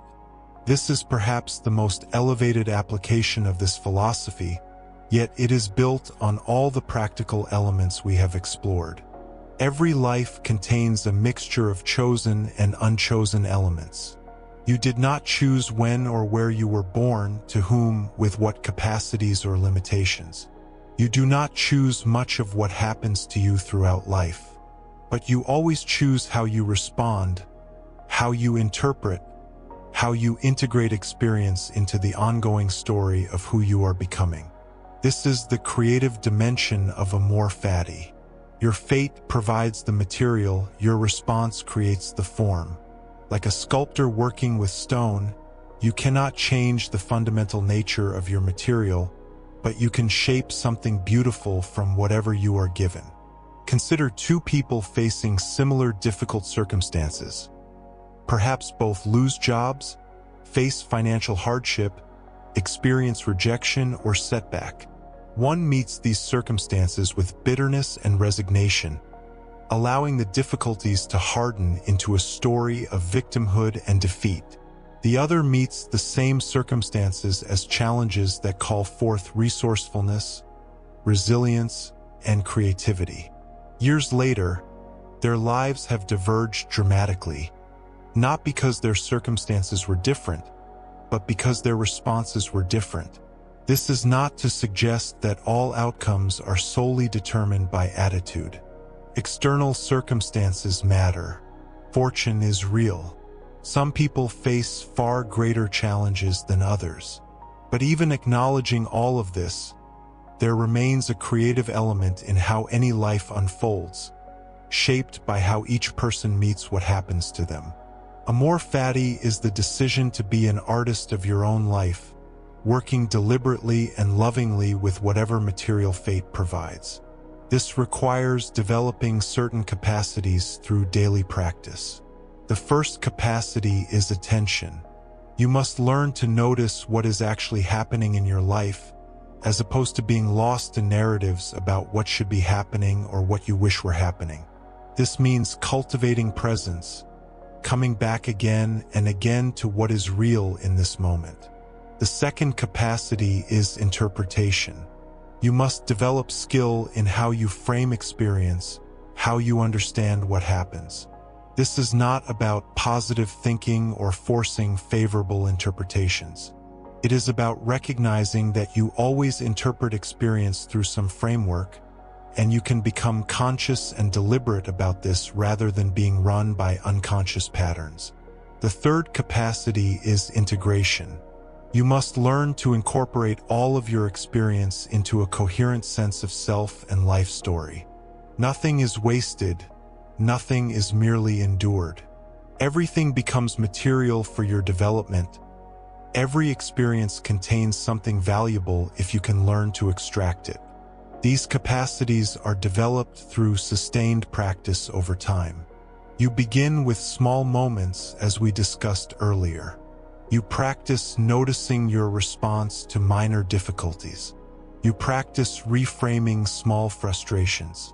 You practice finding the useful element in everyday challenges. Gradually, these practices build internal resources that serve you in larger challenges. But the practice never becomes merely habitual or automatic. Each situation is unique.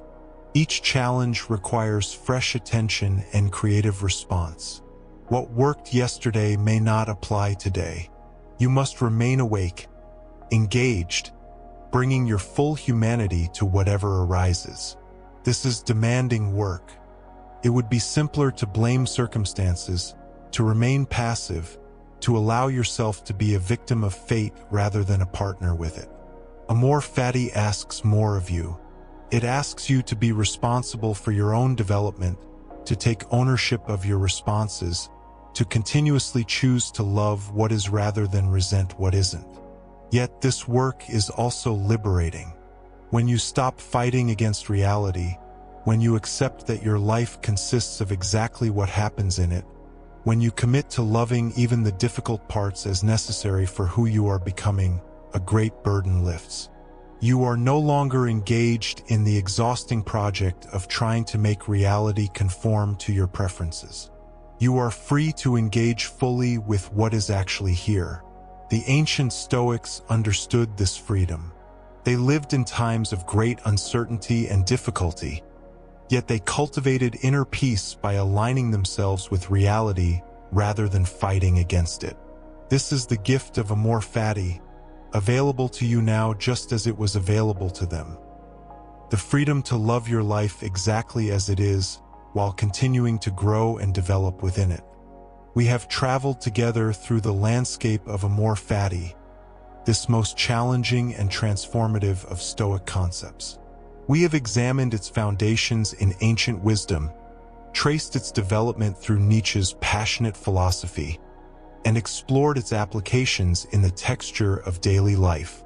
Now, as we move toward the close of our inquiry, we turn to integration, to the question of how these ideas become not merely understood but lived. Integration is different from understanding. You can understand a concept intellectually, can trace its logic and appreciate its coherence, while still holding it at arm's length from your actual experience. Integration is what happens when an idea moves from your mind into your bones, when it becomes not something you think about but something you think with, something you see through. Amor Fati asks for this deeper integration. It is not enough to agree that loving fate is admirable or even that it makes philosophical sense. The question is whether you can meet the next difficulty, the next loss, the next unexpected turn with something approaching love. Whether you can feel, in your immediate response rather than in your later reflection, that what happens belongs to your life in a necessary way. This kind of integration happens slowly. It happens through repeated encounters with the practice, through many moments of catching yourself in resistance and gently turning toward acceptance, through accumulating experiences of finding the gift hidden in difficulty. It is not achieved once and possessed forever, but rather deepened through continuous engagement. Think of it like learning to speak a new language. At first, you translate laboriously from your native tongue. You think the thought in familiar words, then convert it into the new language, consciously applying rules and searching for vocabulary. But with time and practice, something shifts. You begin to think directly in the new language. The translation step disappears. The foreign tongue becomes another native medium for thought itself. Amor Fati works similarly. Initially, you encounter difficulty and your first response is resistance or complaint. Then you remember the practice and consciously work to reframe the situation, to find acceptance, perhaps even to locate something valuable in the challenge. This is translation, the deliberate application of a technique. But with continued practice, something begins to shift. The gap between the event and your embracing response grows shorter. Eventually, the embrace becomes more immediate, more natural, closer to your actual experience rather than a correction of it. Marcus Aurelius describes this process when he writes of making philosophy not just his study but his very nature. He speaks of the long work of shaping the soul, of repeated engagement with principles until they become reflexive. This is what he means when he says that the rational soul achieves its own good when its first impulse is toward what is appropriate, when it accepts what is assigned to it. The word appropriate is important here. Amor Fati is not about loving everything indiscriminately, not about pretending that all outcomes are equally preferable. The Stoics maintained their understanding of preferred and dispreferred indifference. They acknowledged that health is preferable to sickness, prosperity to poverty, life to death. What changes is not these reasonable preferences but our response when fate decides otherwise. When what happens is not what we would have preferred, Amor Fati asks us to recognize that this too has its place, its necessity, its potential contribution to our development. We can simultaneously acknowledge that we would have preferred another outcome and embrace the outcome that actually occurred. This is not contradiction but maturity, the capacity to hold multiple truths at once. Consider a relationship that ends not through mutual understanding but through betrayal or sudden departure. You would have preferred a different ending, perhaps no ending at all. This preference is reasonable, human, valid. But the ending happened nonetheless. Now you face a choice in how you carry this experience forward. You can carry it as a wound that never heals, as evidence of the world's cruelty, as a reason to protect yourself from future vulnerability. Or you can carry it as a teacher, as a chapter in your becoming, as an experience that, however painful, contributed to your depth and understanding. Amor Fati does not erase the pain of the loss. It does not require you to be grateful for the betrayal or to pretend the departure was welcome. What it offers is a way of metabolizing the experience, of allowing it to become part of your substance rather than a foreign object lodged painfully in your history. It transforms the event from something that happened to you into something that happened in you, for you, through you. This transformation of perspective represents the deepest work of philosophy. It is easy to think of philosophy as primarily concerned with ideas, with the proper classification of concepts or the logical relationships between propositions. And philosophy certainly includes this intellectual work. But the ancient philosophers, and the Stoics in particular, understood philosophy as primarily a way of life, a set of practices aimed at transformation of the self. Amor Fati is such a practice. It is a method for reshaping your relationship with experience itself. Through its application, you gradually become someone who meets life differently, who has a fundamentally different stance toward what happens. This is not a small change. It affects everything. When you embrace fate, you free yourself from the exhausting work of maintaining constant resistance to reality. Consider how much energy goes into wishing things were other than they are, into replaying scenarios with different outcomes, into nursing grievances against the way things unfolded. This resistance is like trying to swim upstream continuously. It can be done, but it costs enormously, and it gets you nowhere except tired. Amor Fati is the decision to turn around, to swim with the current instead of against it. Immediately, you have access to all the energy you were spending on resistance. This energy becomes available for creative response, for working skillfully with what is, for building something from the materials fate has provided. This is not passivity.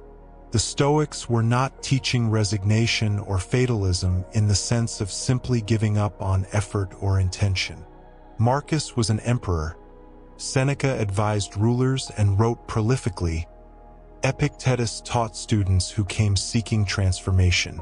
These were not passive men, but their action arose from acceptance rather than resistance, from working with what was given rather than refusing it. There is a difference between the action that comes from resistance and the action that comes from acceptance. Resistance-based action carries a quality of struggle, of fighting against something. It often includes resentment, frustration, a sense of the world's obstinacy. Acceptance-based action, by contrast, carries a quality of flow, of appropriate response to what is actually present. It includes clarity, creativity, often even joy. Think of a skilled martial artist. When an opponent attacks, the practitioner does not meet force with force, does not resist the incoming energy directly. Instead, they accept the direction and momentum of the attack, joining with it, redirecting it, sometimes using the opponent's own energy to achieve the throw or lock. This is not passive acceptance of being hit. It is active, skilled, effective response that works with what is given rather than against it. Amor Fati cultivates this quality of response in all areas of life. When difficulty comes, you do not waste energy denying it or resenting it. You acknowledge it, understand it, and ask what skillful response it calls for. When loss occurs, you do not spend yourself wishing it had not happened. You feel what you feel, honor what was lost, and consider what this loss makes possible, what it asks of you, how it might serve your deepening. This approach does not eliminate pain. Life includes pain, and Amor Fati is not an anesthetic. But it changes your relationship with pain, transforming it from something merely suffered into something that can be metabolized, learned from, integrated. Pain becomes experience rather than just hurt, sensation rather than just damage. Seneca writes about this when he discusses the proper response to loss. He acknowledges the natural grief that comes with losing what we love, but he also points toward a way of grieving that does not become bitterness, that honors what was without denying what is. He suggests that we can love the memory of what we have lost while accepting its loss, can be grateful for what we had while releasing our claim to have it forever. This is Amor Fati applied to loss. It does not demand that we pretend to be happy about the loss or that we suppress our grief. It asks that we love even the fact that loss is part of life, that all things change, that what comes also goes. It asks that we see the beauty in transience rather than only the sorrow. Consider autumn leaves. We do not resent their falling, do not rage against the tree for letting them go. We find a particular beauty in the fall, in the brilliant colors that come just before release, in the way the leaves spiral down and collect in golden drifts. We accept, even love, this aspect of the cycle. We know it is necessary, that the tree must shed its leaves to survive the winter, that spring's new growth depends on autumn's release. Can we bring this same quality of acceptance to the autumn seasons in our own lives?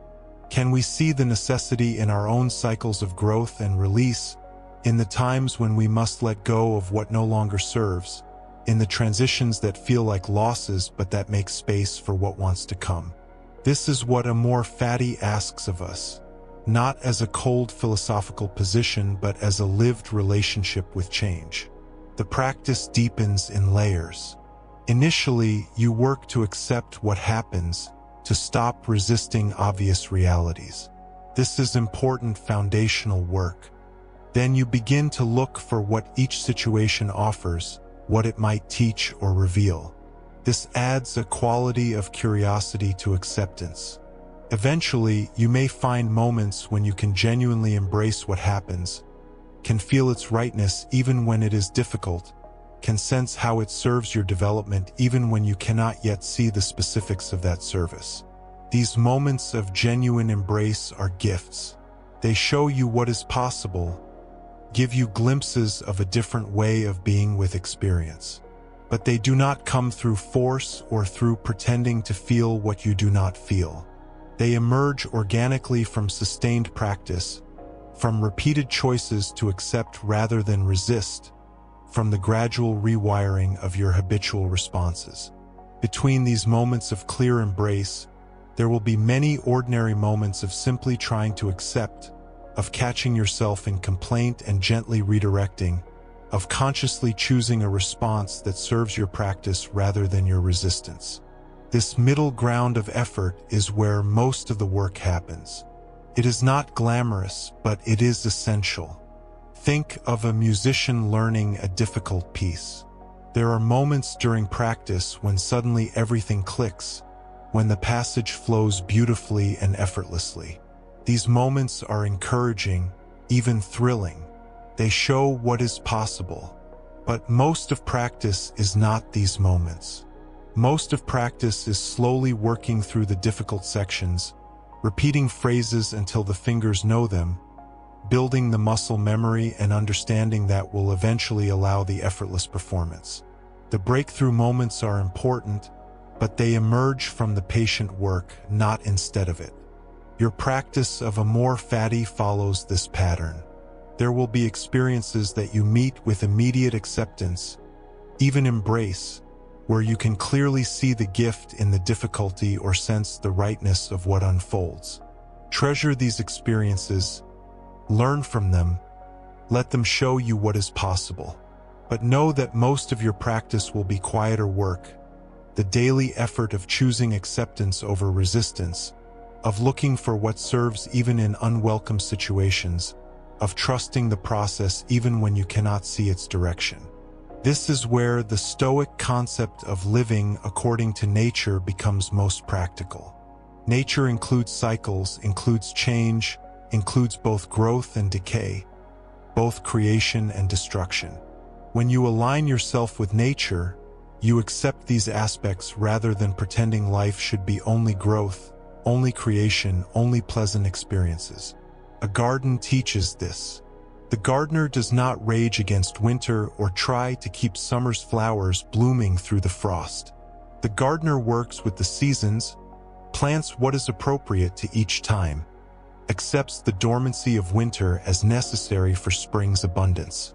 The gardener knows that last year's growth must be cleared away to make space for this year's planting, that the composted remains of what was feed what will be. Your life is like this garden. There are seasons of abundance and seasons of scarcity, times of blooming and times of dormancy, periods when you must clear away what no longer serves to make space for what wants to grow. Amor Fati is the wisdom of the gardener applied to life itself, the understanding that all these seasons are necessary, that each serves the whole. This understanding carries you through the difficult seasons. When you are in winter, when things feel dormant or dead, when nothing seems to be happening, Amor Fati reminds you that winter serves spring, that the dormancy is not failure but preparation, that what looks like emptiness is actually gestation. You do not have to pretend that winter is summer or that you enjoy the cold. You simply recognize winter as winter, as a necessary part of the cycle, as containing its own kind of beauty and purpose. The same applies to the difficulties that come in your personal life. When you lose work you valued, when relationships end, when plans fall apart, when your body fails in some way, you are in a kind of winter. Amor Fati does not ask you to enjoy these experiences or to pretend they are not difficult. It asks you to recognize them as part of your cycle, as clearings that make space for what comes next, as experiences that serve your development even when their service is not yet visible. This long view, this trust in the larger pattern even when the present moment is difficult, represents mature philosophy. It comes not from naivety or from never having faced real hardship, but from having faced hardship and discovered that you could meet it, could even find that it contributed something essential to who you became. Marcus Aurelius writes from this place of tested wisdom. He faced plague, war, betrayal, the loss of children, constant threats to his life and rule.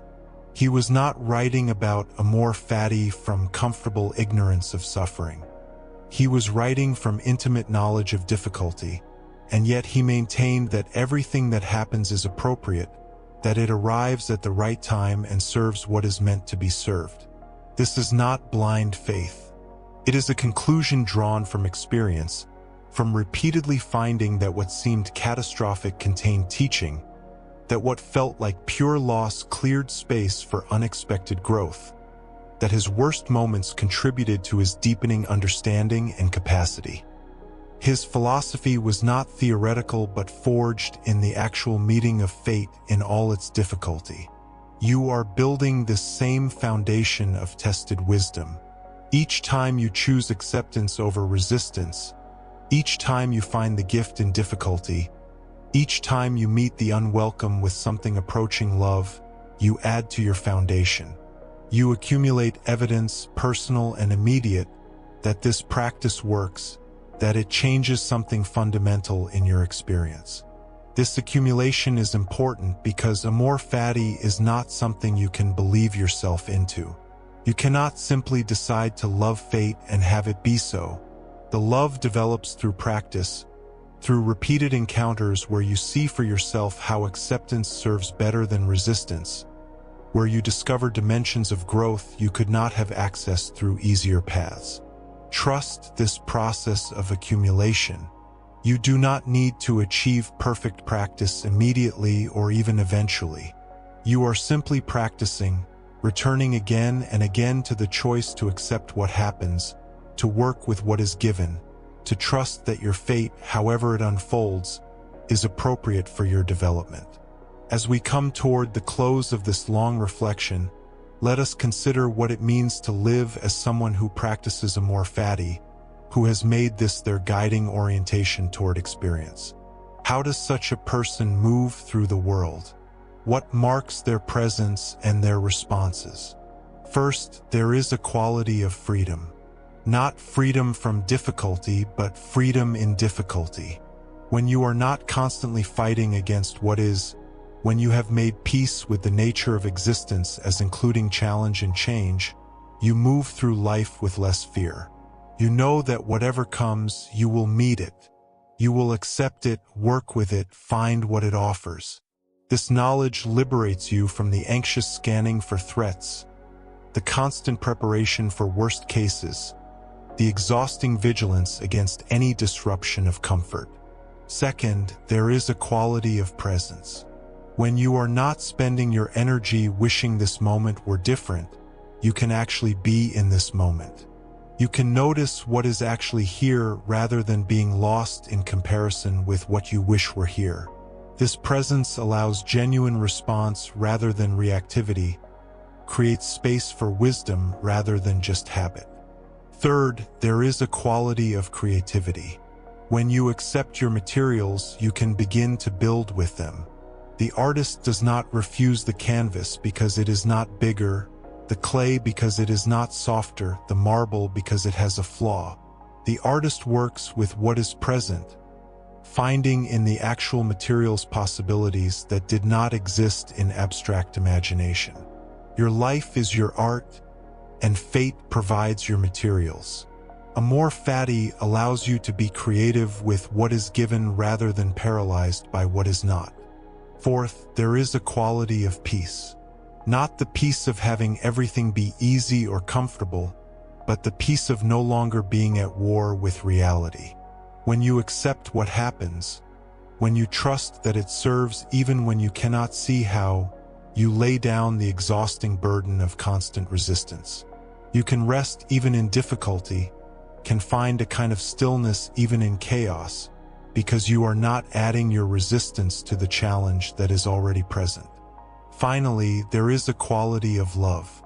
Not sentimental love or love that denies difficulty, but the deep love that sees truly and accepts fully, that says yes to life in all its dimensions, that does not need reality to be other than it is to be worthy of engagement and care. This is the Amor of Amor Fati, the love that embraces fate not because fate is always pleasant, but because it is real, because it is yours, because it is the path of your particular becoming. These qualities do not arrive all at once or remain permanently fixed once achieved. They deepen through practice, fade when practice lapses, return when practice resumes. They are capacities you develop rather than achievements you complete. This is appropriate. Amor Fati is not a destination but a direction, not a state but a practice, not something you attain but something you do, again and again, moment by moment, choice by choice. As you continue with this practice beyond our time together here, remember that you are engaged in one of philosophy's deepest and most transformative disciplines.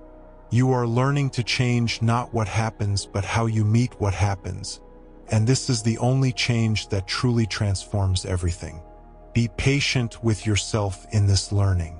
There will be moments when you meet difficulty with immediate grace and moments when you collapse into resistance and complaint. Both are part of the practice. The measure is not whether you ever resist, but whether you can recognize the resistance, gently set it aside, and return to acceptance. This returning is the practice. Remember that Amor Fati does not require you to be superhuman, to transcend all preference and desire, to meet catastrophe with a smile. It asks only that you practice acceptance, that you look for what serves even in difficulty, that you trust the appropriateness of your fate even when you cannot see its purpose. This is enough. This is the work. Let the wisdom of the Stoics accompany you.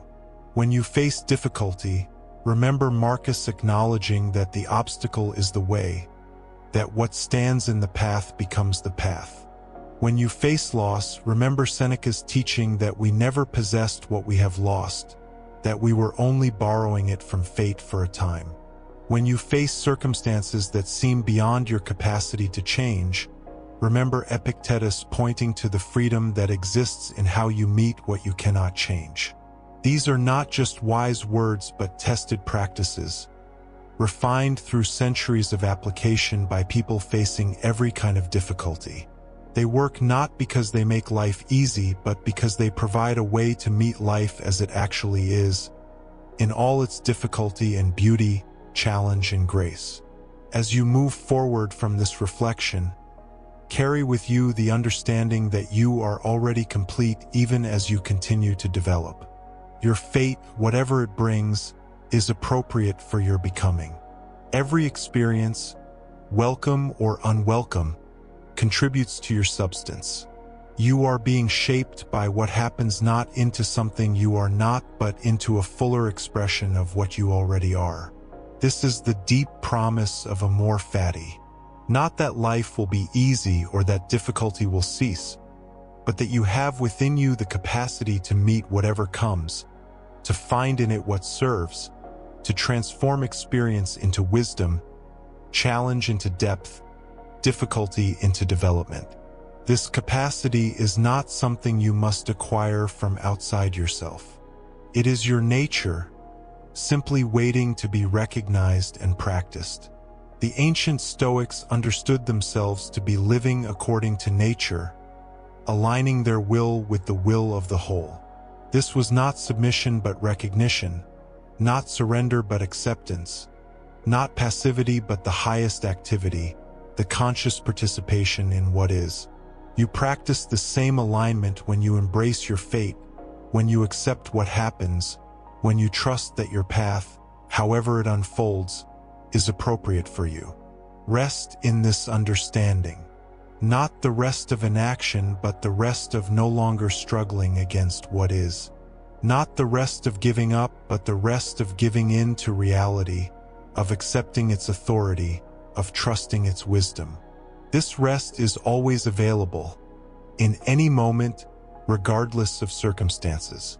It requires only that you cease resistance and accept what is here, now, in this breath, in this experience. Let Amor Fati be not a burden added to your life, but a lightening of the burden you have been carrying. Put down the weight of resistance, the exhaustion of constant complaint, the heaviness of wishing things were other than they are. Pick up instead the practice of acceptance, the curiosity about what each moment offers, the trust that your fate is appropriate even when its appropriateness is not yet clear. This is the path. This is the practice. This is philosophy lived rather than merely studied. And it is available to you always, in every moment. Everything that has happened has brought you here. Everything that happens next will continue your becoming. Your task is simply to accept, to practice, to love your fate. This is enough. This has always been enough. This will always be enough. The work continues, as life continues, as practice continues. There is no final arrival, only the ongoing practice of meeting what comes with acceptance rather than resistance, with curiosity rather than complaint, with love rather than fear. This is the way. Walk it with patience and trust. Your fate is your own, and it is exactly what it needs to be.